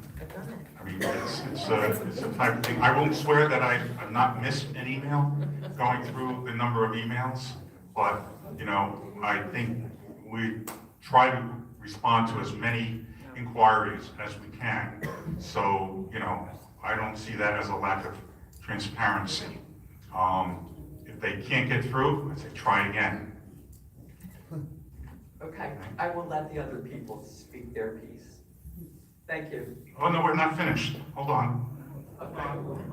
You also say here that we hired someone to write grants, but we have grants that were in the works that just require matching funds. What does that mean? What's the point you're trying to make there? Well, it's my understanding that they are grants that were in the works that just needed matching funds to move forward to get the grant funding. And you're saying that we haven't put the matching funds in, so the Well, grants did not move forward? So if you haven't shared that with us. Well, there were a whole bunch of grants on the last agenda, resolutions for grants that we approved. Am I correct? There must have been at least 5 or 6. So I would suggest maybe you take a look at the last agenda. Okay. And you'll see the grants that were approved. The pavilion needs replacement doors and windows, but no action is being taken to fix the issue in order to get the FEMA money owed to us. Okay, what's that about? So the doors and windows at the pavilion Right. leak. Mhm. Are we moving forward on getting those fixed? But how is that connected to the FEMA money? It's part of, it has to be, they didn't live up to code with the windows that went in. So based on the specifications, they did not meet the specs. Okay, and who told you this information? Was this in a public meeting that you learned this? Because we just had a conversation not 3 or 4 hours ago. Yeah. because We my- have the FEMA, we've done everything that we need to do to get the FEMA money. We're just waiting for FEMA to give it to us. So it has nothing to do with the windows. Wherever you got that information, it's incorrect. And then we raised the taxes. Well, we had a whole meeting on that. There were opportunities to stand up here and question us about that. So, you know, that's a done deal, right? That's why we have budget hearings, and, you know, and I think we explained why the taxes went up. Okay, the next thing, the latest concerns about ex-mayor Matt Doherty coming before the council and asked for a pop-up restaurant. I don't know what a pop-up restaurant is, but a restaurant for $1 a month for 4 months. The member of Circle of Friends would be volunteers. That is correct. Why? Because we were unable to fill the concession venue on the north end of the Taylor Pavilion through a bidding process with a minimum of $5,000 for 6 months with another 6 months as an option. That's correct. No one submitted the bid. That's correct. Now, one might ask why. Well, as I explained tonight, and I think as you acknowledged, yes, the bid did run in the Co-Star and the Asbury Press for a total of 8 times, okay? And it was posted on the website. And you say, to the best of my knowledge and many others, there was no advertising. Well, it was put on the website, it was put on Facebook. The only advertising that wasn't done, which you made a point, was there was not a sign posted on the building. So, you know, that I will say, yes, there was no sign.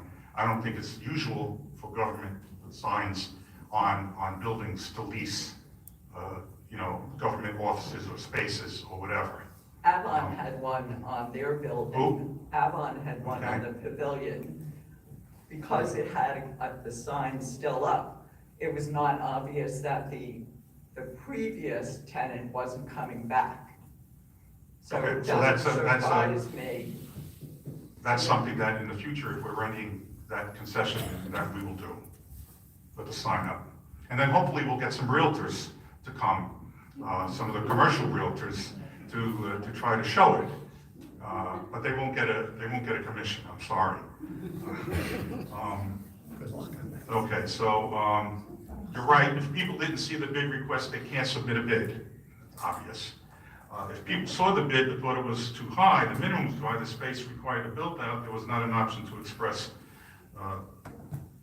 to run the venue. Well, yeah, there isn't a, if they think it's too high, then they're not bidding, okay? And the third thing is, the name of last year's business remained on the building all winter, and as such, it was not obvious it was up for rent. That's true, right? But we've only been here since January, so we were here for half the winter. The first half of the winter, the sign was still there, and it could have been removed at that point. But it wasn't. So, you know, it is what it is. If we rent it this year and the sign is up, we'll definitely be taking it out as soon as the lease is off. And if we're gonna rent it again, we'll put a for sale sign on with, unfortunately, April's number to call, okay?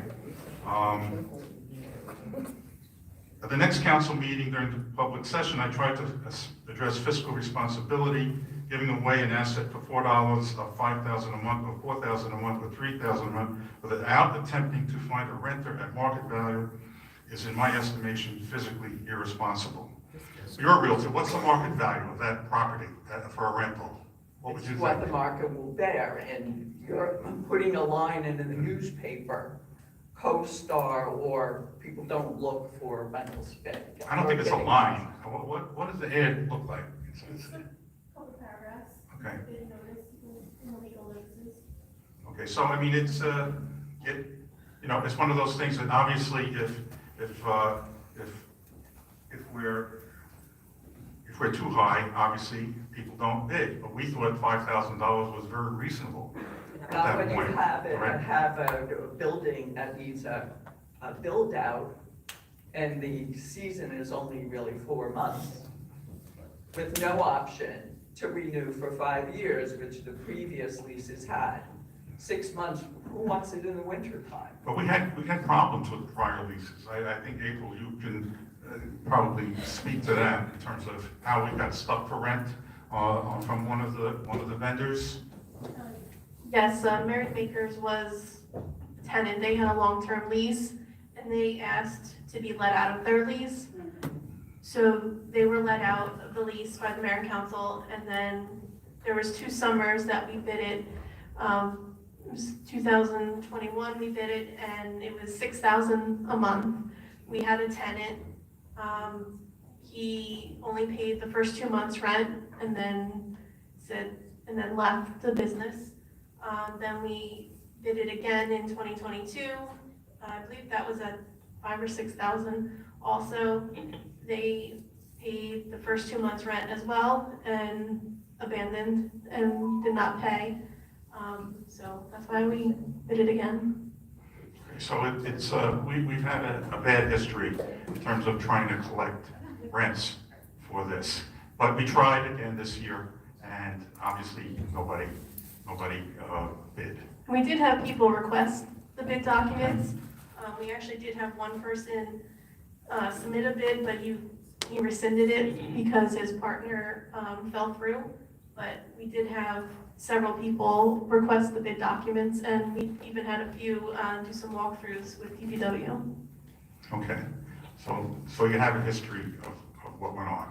And again, in the interest of transparency, now you know as much as I know in terms of what happened with the idea of trying to lease this. Now, you said, getting back to the request for the space of Circle of Friends, an organization that fills an unmet need for mentally challenged young adults in the state of New Jersey, which is absolutely correct. Mr. Doherty said they were a 501c3. They were. Are you saying that they're not? No. They are. Yes, I know. Yes, they definitely are. Council Brennan requested a business plan. Fast forward, next meeting, no business plan and no resolution. So I if you, don't know. could I just comment, if you were Yeah. moving forward with somebody, why wouldn't you share that you got a business plan, or you didn't, or that wasn't a requirement? Because I asked about a business plan and you said, no, we didn't get a business plan. If that wasn't a prerequisite, somebody could have mentioned it. So Well, you just got a paragraph in the lease? but the point is, For there a business. was no deadline on them giving us a business plan. So, you know, the fact that we didn't get one is just a fact. So when you go to the board health, you need to have a plan and people that are going to work and a menu and what you're serving and what the ingredients are. Was any of that? I don't think our lease envisioned that we were overseeing the day-to-day operation of the restaurant. I mean, we wouldn't do that to any other restaurant. I mean, that's all part of their responsibilities.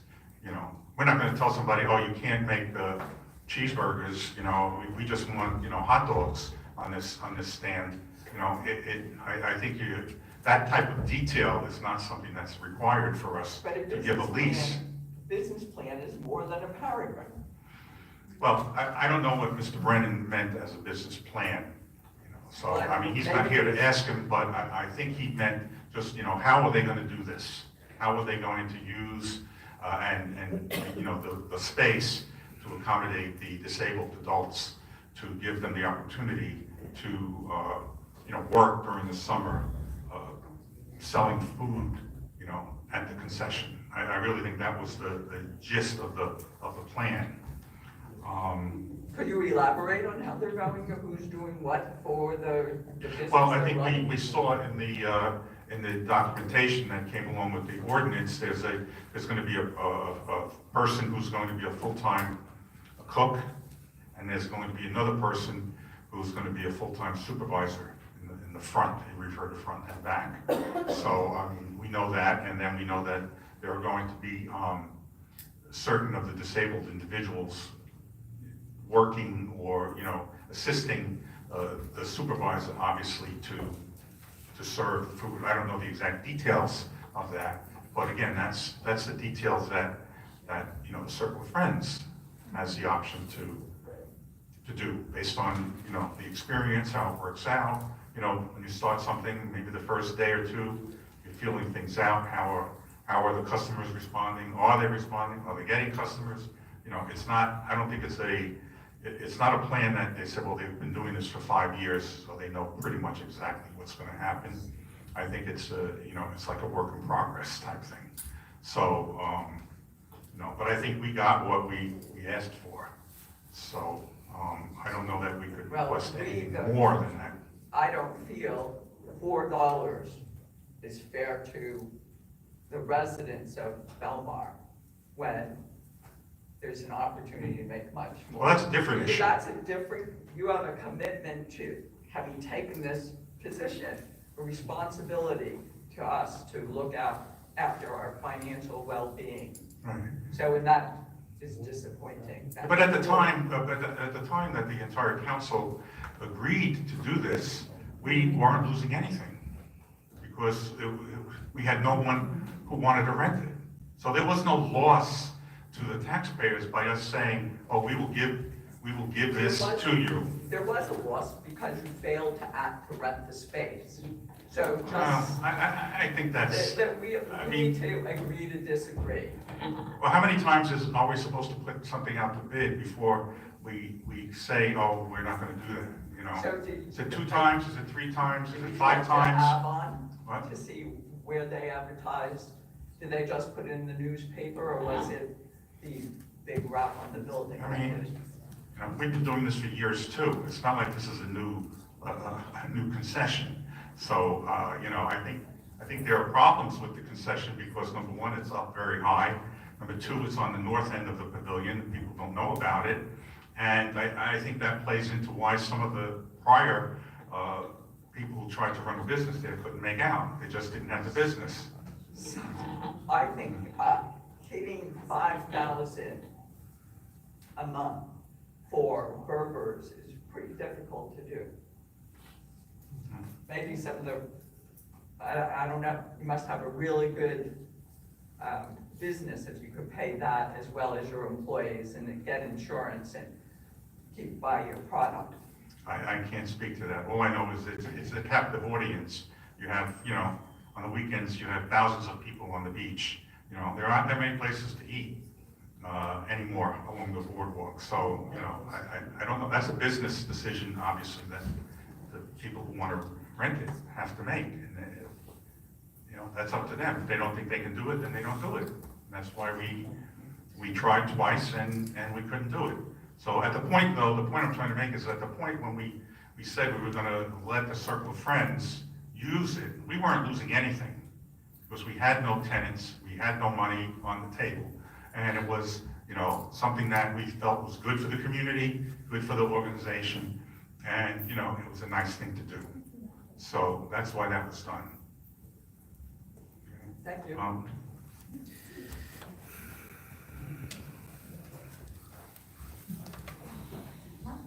Sure.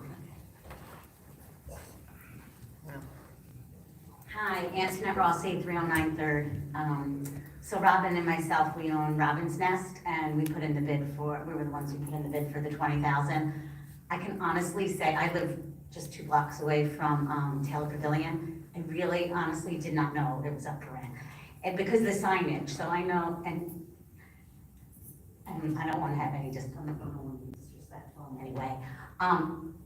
But I know you were trying to say that the previous administration maybe should have taken it down, but we were here for 5 months. You were here for 5 months, maybe, I don't want to put the blame on them, but I really honestly didn't know it was up for rent until, till Matt, Mr. Doherty, put in his bid and finding out through council. I know that it sounds like, a couple lines. I'm one, I don't read the paper. I wasn't interested in renting until I knew it was available. So if I knew it was available, then Robin and I would have rented it. Our business is extremely successful within the couple months that we were already open. And I am part of 501(c). I know you're well aware of that. I have the Children's Activity Club in town, and we were gonna incorporate it with mentally challenged, young adults and the kids. So we already had that too. So if that was an option for the 501(c), then we could have put in that bid also. Also, don't you think maybe that you should have went to the local businesses and let them know? Like I own 3 businesses in the town, I'm definitely one to give back. I don't know if a lot of people know me, but I don't solicit donations. I reach in my own pocket and give donations.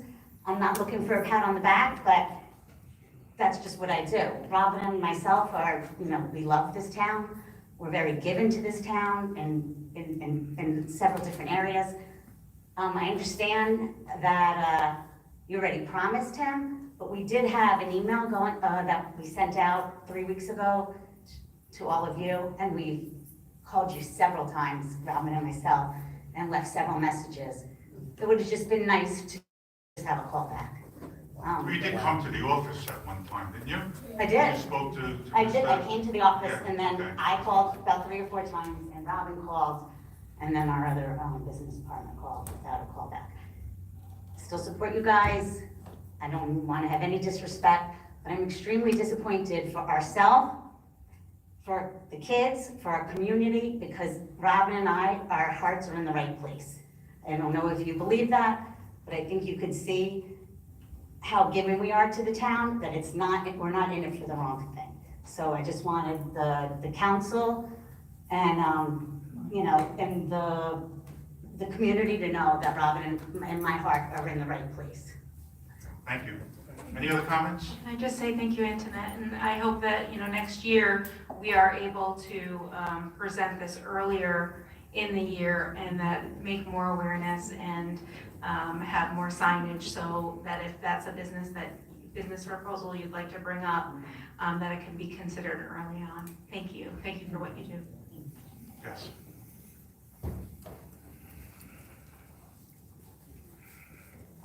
Randy Brazil, 10111. First, I wanted to thank DPW. You made a beautiful, beautiful repair to a broken sewer pipe in the middle of the street, so thank you very much. It was great.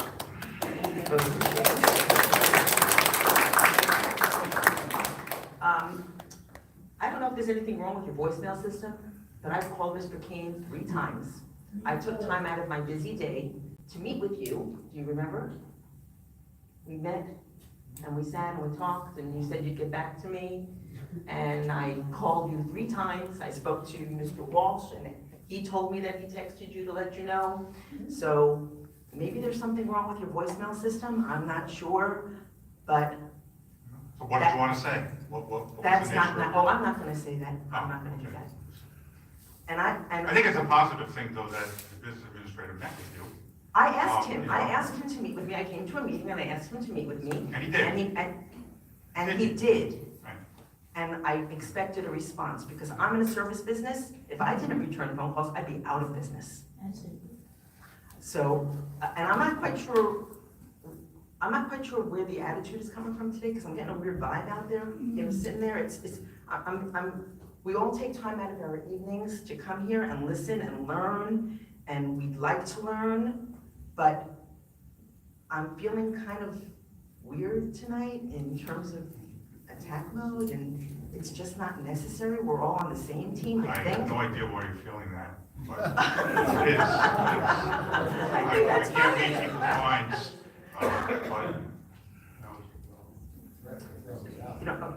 Can I expect you to return phone calls? When? Tomorrow. I'm sure you have my number because I've left it a few times, right? Good. July 4th is coming up. I would really appreciate it if people would drive down my street once in a while and see the views themselves if that happens. You're referring to the police side? Yeah, Okay. yeah. You said people, I didn't know. Well, you can drive down too, it's good, it's a good show if it's on, I'm sure. I'll vouch for that. So, the other thing is, can you give me a history about how the porta potties arrived? And why they remained there for a week? Because they were, first of all, they were purple, so they were hideous. Secondly, maybe you don't have to look at it, but we did.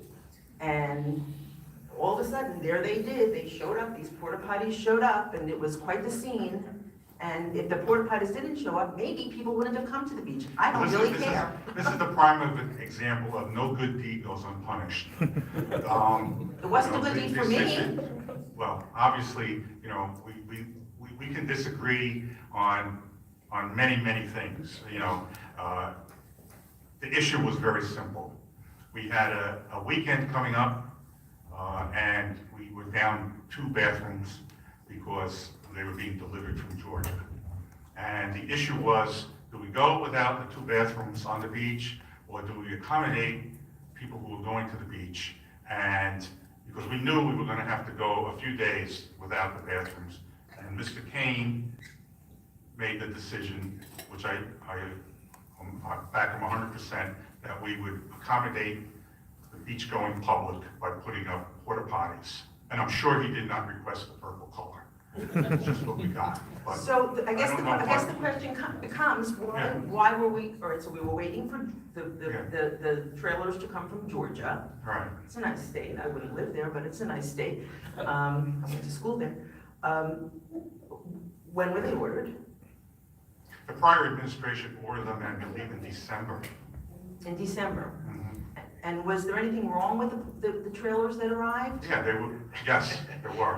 What was wrong with them? Oh, I mean, he knows more than I do. Let me just elaborate, and I'm looking at Billy over here, because we had so many conversations during it. The trailers were projected to arrive on Friday, May 12th, from Georgia. We got an email the day before that they weren't coming. It was probably gonna be the next week. Next Friday, the 19th came, no trailers. Another email, they finally said, listen, Memorial Day weekend's coming up, we need these trailers. Billy and our former engineer, Jerry Frieda from Avakian, put pressure on the company. The trailers were delivered Thursday afternoon at 3:30, Billy, maybe? Yeah, that's correct. With major problems. So now we're looking at Friday of Memorial Day weekend, which is the kickoff to summer, right? And we have 2 bathroom trailers that are there that are not operational. So at that point, we made the decision in conversations, we said, listen, we can call our Porta-John company and at least cover those 2 areas with Porta-Johns until they can be operational the following week. We checked with the mayor agreed, that's when the Porta-Johns. And it was out of a public safety issue that if the beaches were packed Memorial Day weekend, there'd be a place for people to go instead of trying to break into those trailers that weren't functioning at that point. So I don't know if I guess maybe you weren't there at 1 o'clock in the morning, midnight or anything like that, but those porta potties were quite interesting to watch. It was quite not nice to have to live near. So, you didn't have to look at the purple porta potties, I did. And for a week, or a little more than a week, I'm not quite sure. Now all of a sudden, the buildings are okay now? They're better? Yes, they're all plumbed and ready to go. Okay. There are still multiple issues with the units that we're dealing with, but they are plumbed, unusable. Okay. Are there porta potties on, where's the place where there's no bathrooms? Next. Are there porta potties there? No. Why don't you put porta potties there? That's a public safety use. They don't want them, right? They don't want porta potties, right? I go for town pavilion bathrooms. please. Okay. I mean, why don't we put a bank of porta potties there? You're shaking your head, but I mean, you're the one that makes the decision. Someone will come from 6th Avenue and make the same complaint that you just made. That's why. Am I not supposed to make the complaint? Yeah, you can. It's unfortunate. I feel sorry that the problem is when you try to make a decision, it's always going to affect people differently. Okay, so And, could you post something that says, hey, guys, all you people, just so you know, these porta potties are temporary. We had to do this. Could there have been a But would that have public helped the service issue that announcement? you were relating about, the morning issue, or? Well, whatever. I mean, How would that? were they locked? Because I don't think they were locked. I don't know. Right, they weren't. I don't know. They But weren't. this is one of those So that's situations dangerous. where, had we not put the porta potties, then we would have received complaints about not having the porta potties. Not from me, you wouldn't Now, have. we put the porta potties, now we received complaints about having the porta potties. So, the decision was made to put the porta potties. I'm sorry that you were annoyed by them, or disturbed by them, or So your bathroom trailers are locked at a certain period of time, right? They're locked for the evening. These porta potties were not. Well, That's another- a public safety That's hazard. another issue that, obviously we failed to address. Okay? Next time we have porta potties, we'll make sure they're locked. And maybe you can make sure that you notify your residents that this is what's happening, and they're not permanent, and they're not whatever. I mean, we had company that weekend, like, what? You know what? You live where? You know, that's crazy. Which, you know, okay, you don't, whatever. But again, I look forward to your phone calls. Yes.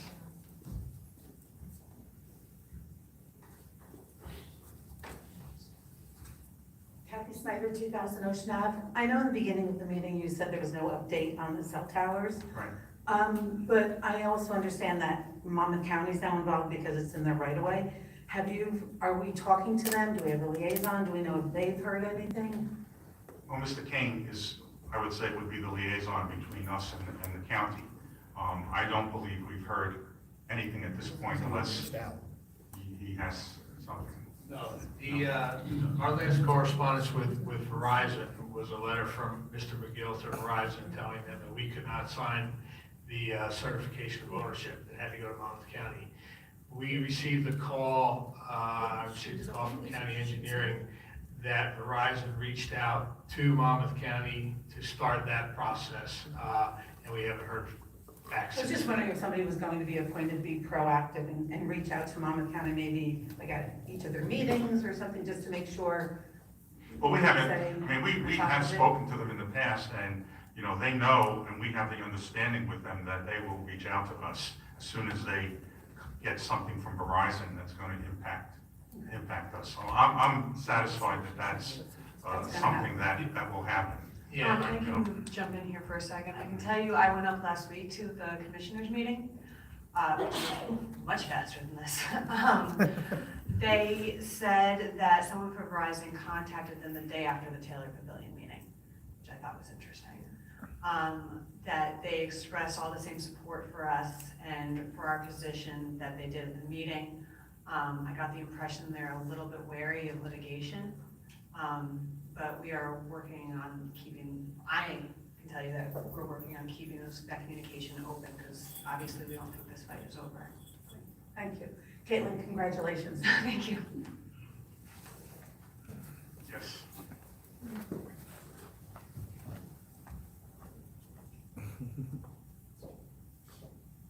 George Comitas, 111 Third Avenue. First of all, I don't know how many people knew Alan Gardner. He was one of our residents his whole life. They had a beautiful service room today at St. Rose. He was homeless. He had his issues, but St. Rose did a really good job for him. Bobby Quinn, 5 years ago, he saved somebody with CPR on his boat coming in.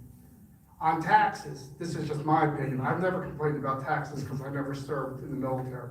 So I'm grateful to pay my taxes, but that's just me. It doesn't mean I'm right. On the pavilion, I apologize about the signs. I should have took them down. George, no. It's a minor issue. And on the pavilions, there's a difference between Avalon and Belmar. When Rick Bach was there, the 4 years, he tried hard.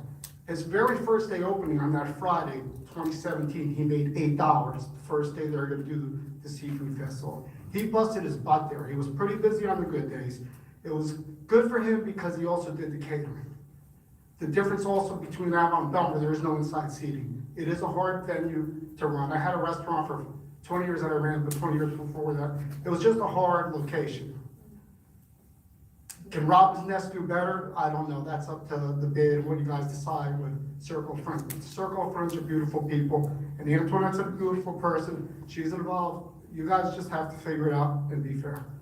And about the geese, I think we're trying. And Public Works guys busted their butts on those bathrooms. And we needed the porta johns up at the beach. Maybe we should have gave notice. The purple was the color of royalty. So, but people have to go to the bathroom. I know when I go overseas, and the older you get, you have to find bathrooms. Thank you.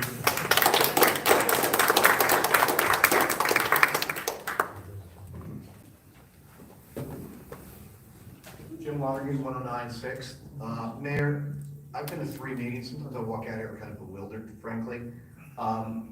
You've used this term, the past council, always, on every topic. Verizon, big discussion. One, there are 2 members sitting up here, Mr. Brennan and and Ms. Kinney, that are part of that, right? So if you're gonna say it, you're saying it to those two council members as well. So you seem to use that as an excuse for why you can't get things done. I'll give you an example of Verizon. I'll take Verizon. I went back and looked at the history of this, right? It came before the council in 2018, in January. It's all public, it was all record, right? It was brought by a council member in Belmar who worked for Verizon, thought it was a good idea to bring it into the town. That was January 2018, under Mr. Doherty, Mr. Brennan. It started, I'm not blaming them. That's where it started. But you seem to want to always go back to the prior council to blame them on everything, on any topic. It's unacceptable. Nobody here wants to hear that. Everybody's here, you were elected as a mayor to represent the town, right? It's not to go back and blame other people, it's to take action. So let me give you the second topic, the geese, right? I'm not Can I sure- address your first question, your first comment, please? I'm not sure I made a First, question. Can I address your first comment? Sure. Number one, when I say past council, I'm stating facts. When I say the past council did this, that's a fact. I'm not blaming them for it. I'm just saying That's factually. blame. That's blame. And I think you're exaggerating about, that I do this all the time, all right? It's not what a mayor. What do you want me to say? What do you want me to say when something happens? What happened in the past council? How would you like me to phrase it? You tell me, you were on the council. Why don't you come up with a You were reason? on the council, how would you want me I to say wouldn't, I that? would look for an answer on how to solve it, not. You want me to say the elected leaders who were here from 2017 to 2020 made that decision? No, you don't have to say, you have an issue, right? You didn't start the Verizon, nor did the prior council, Mayor. The prior council started, but they didn't really start, it just fell on their lap. That's the way it And was. actually, if you look at the details of I that, did. that was a Wi-Fi. Well, it was, thing. it started Uh, there. It was a started there. Wi-Fi. From And we're not Verizon, it dealing, started there, and we're right? not dealing with Wi-Fi now. Oh my The God. 5G towers started in Let me be more 2019. local to you, right? Okay, The but I just geese- want to make it the clear, geese, right? because The you- geese was a discussion that we had. Are you going to let me talk, or am I going to ask you to sit down? Okay? You're gonna ask me to sit? Yes, if I'll I sit. can't I'll speak. sit. I'll sit. All right, thank I'll deal you. with this another way, okay? Thank you. If you want to know my address, it's 409 Fifth Avenue, I don't need Belmar. that. I don't need Okay, you can write me a letter, my You don't need telephone to- number is 908-256-1631. Don't need it. Okay, and my address here is gbuckafusco@belmar.com. Okay, so feel free to contact me any way you want. All right, but I'm not going to stand up here while somebody talks over me and makes misrepresentations about what goes on in these meetings. Okay? Next, anybody else have a comment? Yes. Katrina Klapsis, East Street. Things sure are different from up on the podium than they are out here, right? So, lessons to be learned all around, I guess. I have a question about the marina, okay? Where is our situation with the repairs on the marina? I'm going to let Mr. I'm asking you, Mr. Mayor, you don't know? I do know. Okay, could you, I Okay. would like you. We are working on a capital plan to fix many things that happened in the past that need to be done. The marina has been neglected for years. So our engineer is putting together a plan, a multi-year plan, basically, to address many of the issues. We have an issue with the dredging. We have an issue with the fuel dock. We have an issue with pilings. These are all things that have been neglected that need to be addressed because the marina is a revenue-producing part of the borough, and we need to keep that up if we want to keep the revenue. So, correct me if I'm wrong, but there was somewhere around figure of 600,000, I could be wrong on the amount, that was appropriated for the marina. Right, am I right? And it was moved from the marina somewhere else. Am I incorrect? I don't know. Okay. Where did you get During this information during from? this time, I remember being at a meeting, there was a $600,000, you were moving some capital funds around, okay? I'll have to go back into the resolutions and see it, because it was on a resolution, I believe. My question is, if a lot of these repairs are really, especially the fuel dock, and I'll tell you, because I know a lot of people who own boats down at the marina, there is major concern on an emergency kind of a thing on the fuel dock, because it's rigged up like with bungee cords. Can we please find the money, I don't care, borrow the money if you have to, the marina puts a lot of money, because we are all environmentalists here, and everybody's worried about our beautiful waters, and that situation is dire. And it could be catastrophic if that fuel line goes again. So can we please find some money from We somewhere? we are aware Okay. of the Can I? the fuel dock. Yeah, I know, All right, so can we And do we something can- about it? though? We are in the process of doing that, okay? Yes. I just want to say that we did a walkthrough of the fuel dock with the new engineer and the dock building company, and we are working together. Obviously, it's an expensive undertaking. It's going to have to go out to bid, so it is a lengthy process, but it has started and it is underway. Okay, and the electric too, because that's where I think the $600,000 was supposed to go to, for the electric. Yes, and that project is scheduled to start in the fall. In the fall. All the supplies were ordered and the contractor is holding them, and as soon as the Okay, great. as soon as the season ends, they're gonna. Okay, great, okay, terrific, that's good to know, thank you. And the other question I have is about the Lake Como grant. Could you tell me where we're at with the Lake Como grant? Off the top of my head, I don't know, Mr. Kane. Yes, we met with the engineer, they're waiting on the funds to be released from the county. We met with the engineers doing that, and he told us that this morning. They're just waiting on the county to release the funds, they're ready to go to work, and they're calling on a weekly basis. Okay, and that, what's gonna happen over there are like threefold, right? On that project, there's gonna be a fountain in Lake Como. I'm only asking because the people who live on Lake Como are very concerned with that. There was supposed to be a fountain, the electric is already in the ground, it was put in during the last administration.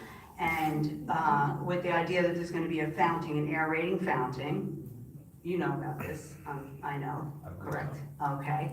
And then they're going to finish the beautiful path that way that is around both Spring Lake and Lake Como and stops in Belmar and nothing, and it was supposed to be part of that. And also, storm drain.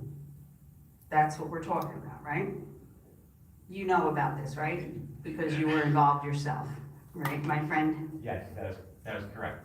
All that is supposed to be within the grant. Within the grant. So can I ask a question about the grants? The grants, do we have to put out the money? We put out the money first, right? Do we do the work first and then the grants come to us? Is that how grants work? Every grant is different, you know. Well, I'm asking for this one in particular. Some do, some you have to put out and then it's expense back, and others, you receive the grant funding, like the resolutions that we received, the last meeting we put on. Right. So they all vary, depending on where they're coming from. This is a county open space grant, I Right. believe we're doing the Lake Como work with. And, according to our engineer, well, Jerry Fried, they're just waiting on the county on this one. They're ready to go, they're ready to start the work, they're just waiting. Okay, so in this situation, we don't have to put out the money until they give us the money first and then we do the work? Yes. Is that how it goes? Okay. Okay, great. Thank you. Thank you. Yes.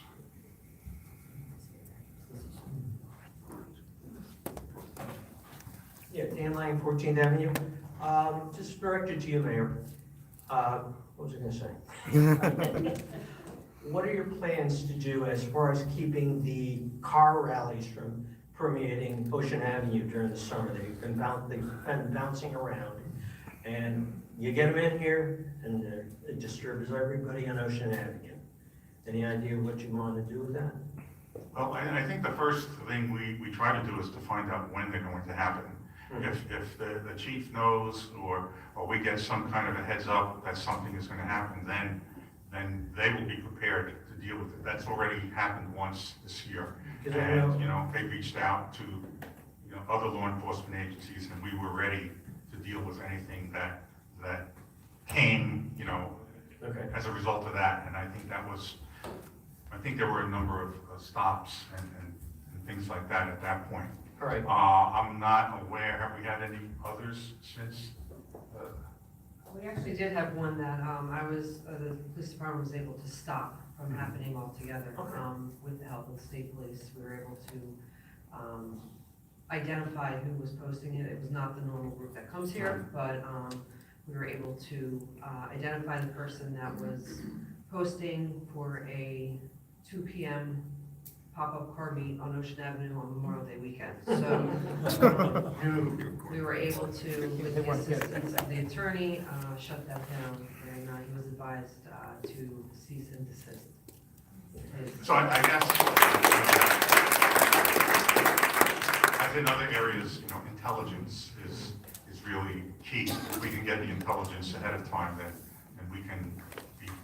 Because I knew that they had extended the parking meters until after midnight in an attempt to keep that down to a dull roar. Also, That's still the way it is. okay. Also, the suggestion on a way to keep the geese away. I noticed that over in Spring Lake Heights, they have about 3 or 4 dog statues on their athletic field. You never see a geese there. I don't see what reason why the town couldn't invest in a few stuffed animals and put them along strategically. I mean, we could try it. I mean, See what happens. It's not gonna hurt. It's not gonna hurt. I mean, And also, we've gone to a few vendor shows, and last year they had a farmer's market over by the park. And they've been wondering why, when they've called to find out if it's gonna be going on this year, they're not getting any responses back. yeah, I just spoke with Are they John. trying- He's going to start, I believe, I don't know if it's tomorrow or Friday, putting out requests for people who want to be part of the farmer's market. It's going to be a market, and it's going to be in conjunction with the Friday night concert series, and it's going to be at Piano Plaza. It's not gonna be over by the park, No. over by the field like it was?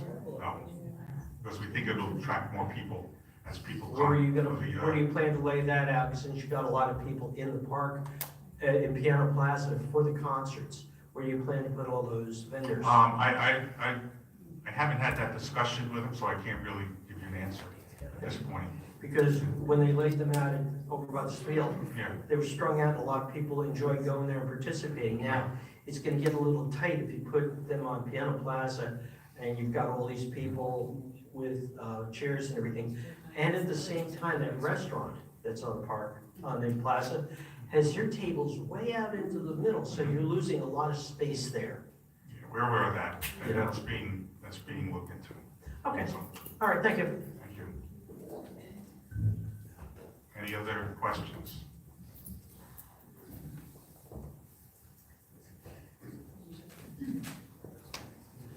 Claire Hayner, 18th and B. First off, Councilwoman Donovan, welcome. I hope you show up for the next meeting.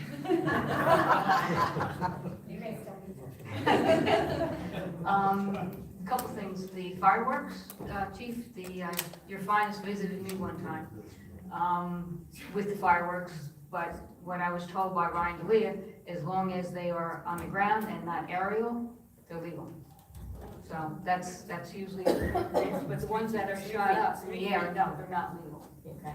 But the ones on the ground that make a lot of sparks and a lot of smoke and everything, they are legal, okay? DJs, the extra 14 parties that they can have, trust me, we have plenty of parking on 18th Avenue, because we are a one-way, okay? The fire engines can get down there just in case, that's why we're a one-way, all right? In the winter season, just in case. DJs has a party. Okay? That's what we were told many, many councils ago, and 18th became a one-way permanently, okay? Dan covered my Brandel thing, so that's about it. I'm still warning the bicyclists as they're riding down 18th Avenue that Snyder doesn't have a ramp. They wave and they say thank you, so. The other thing is I'm very happy to see there are 3 women up there. You guys are outnumbered.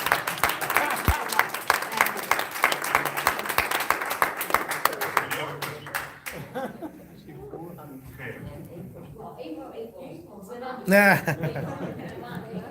What about me? Ah.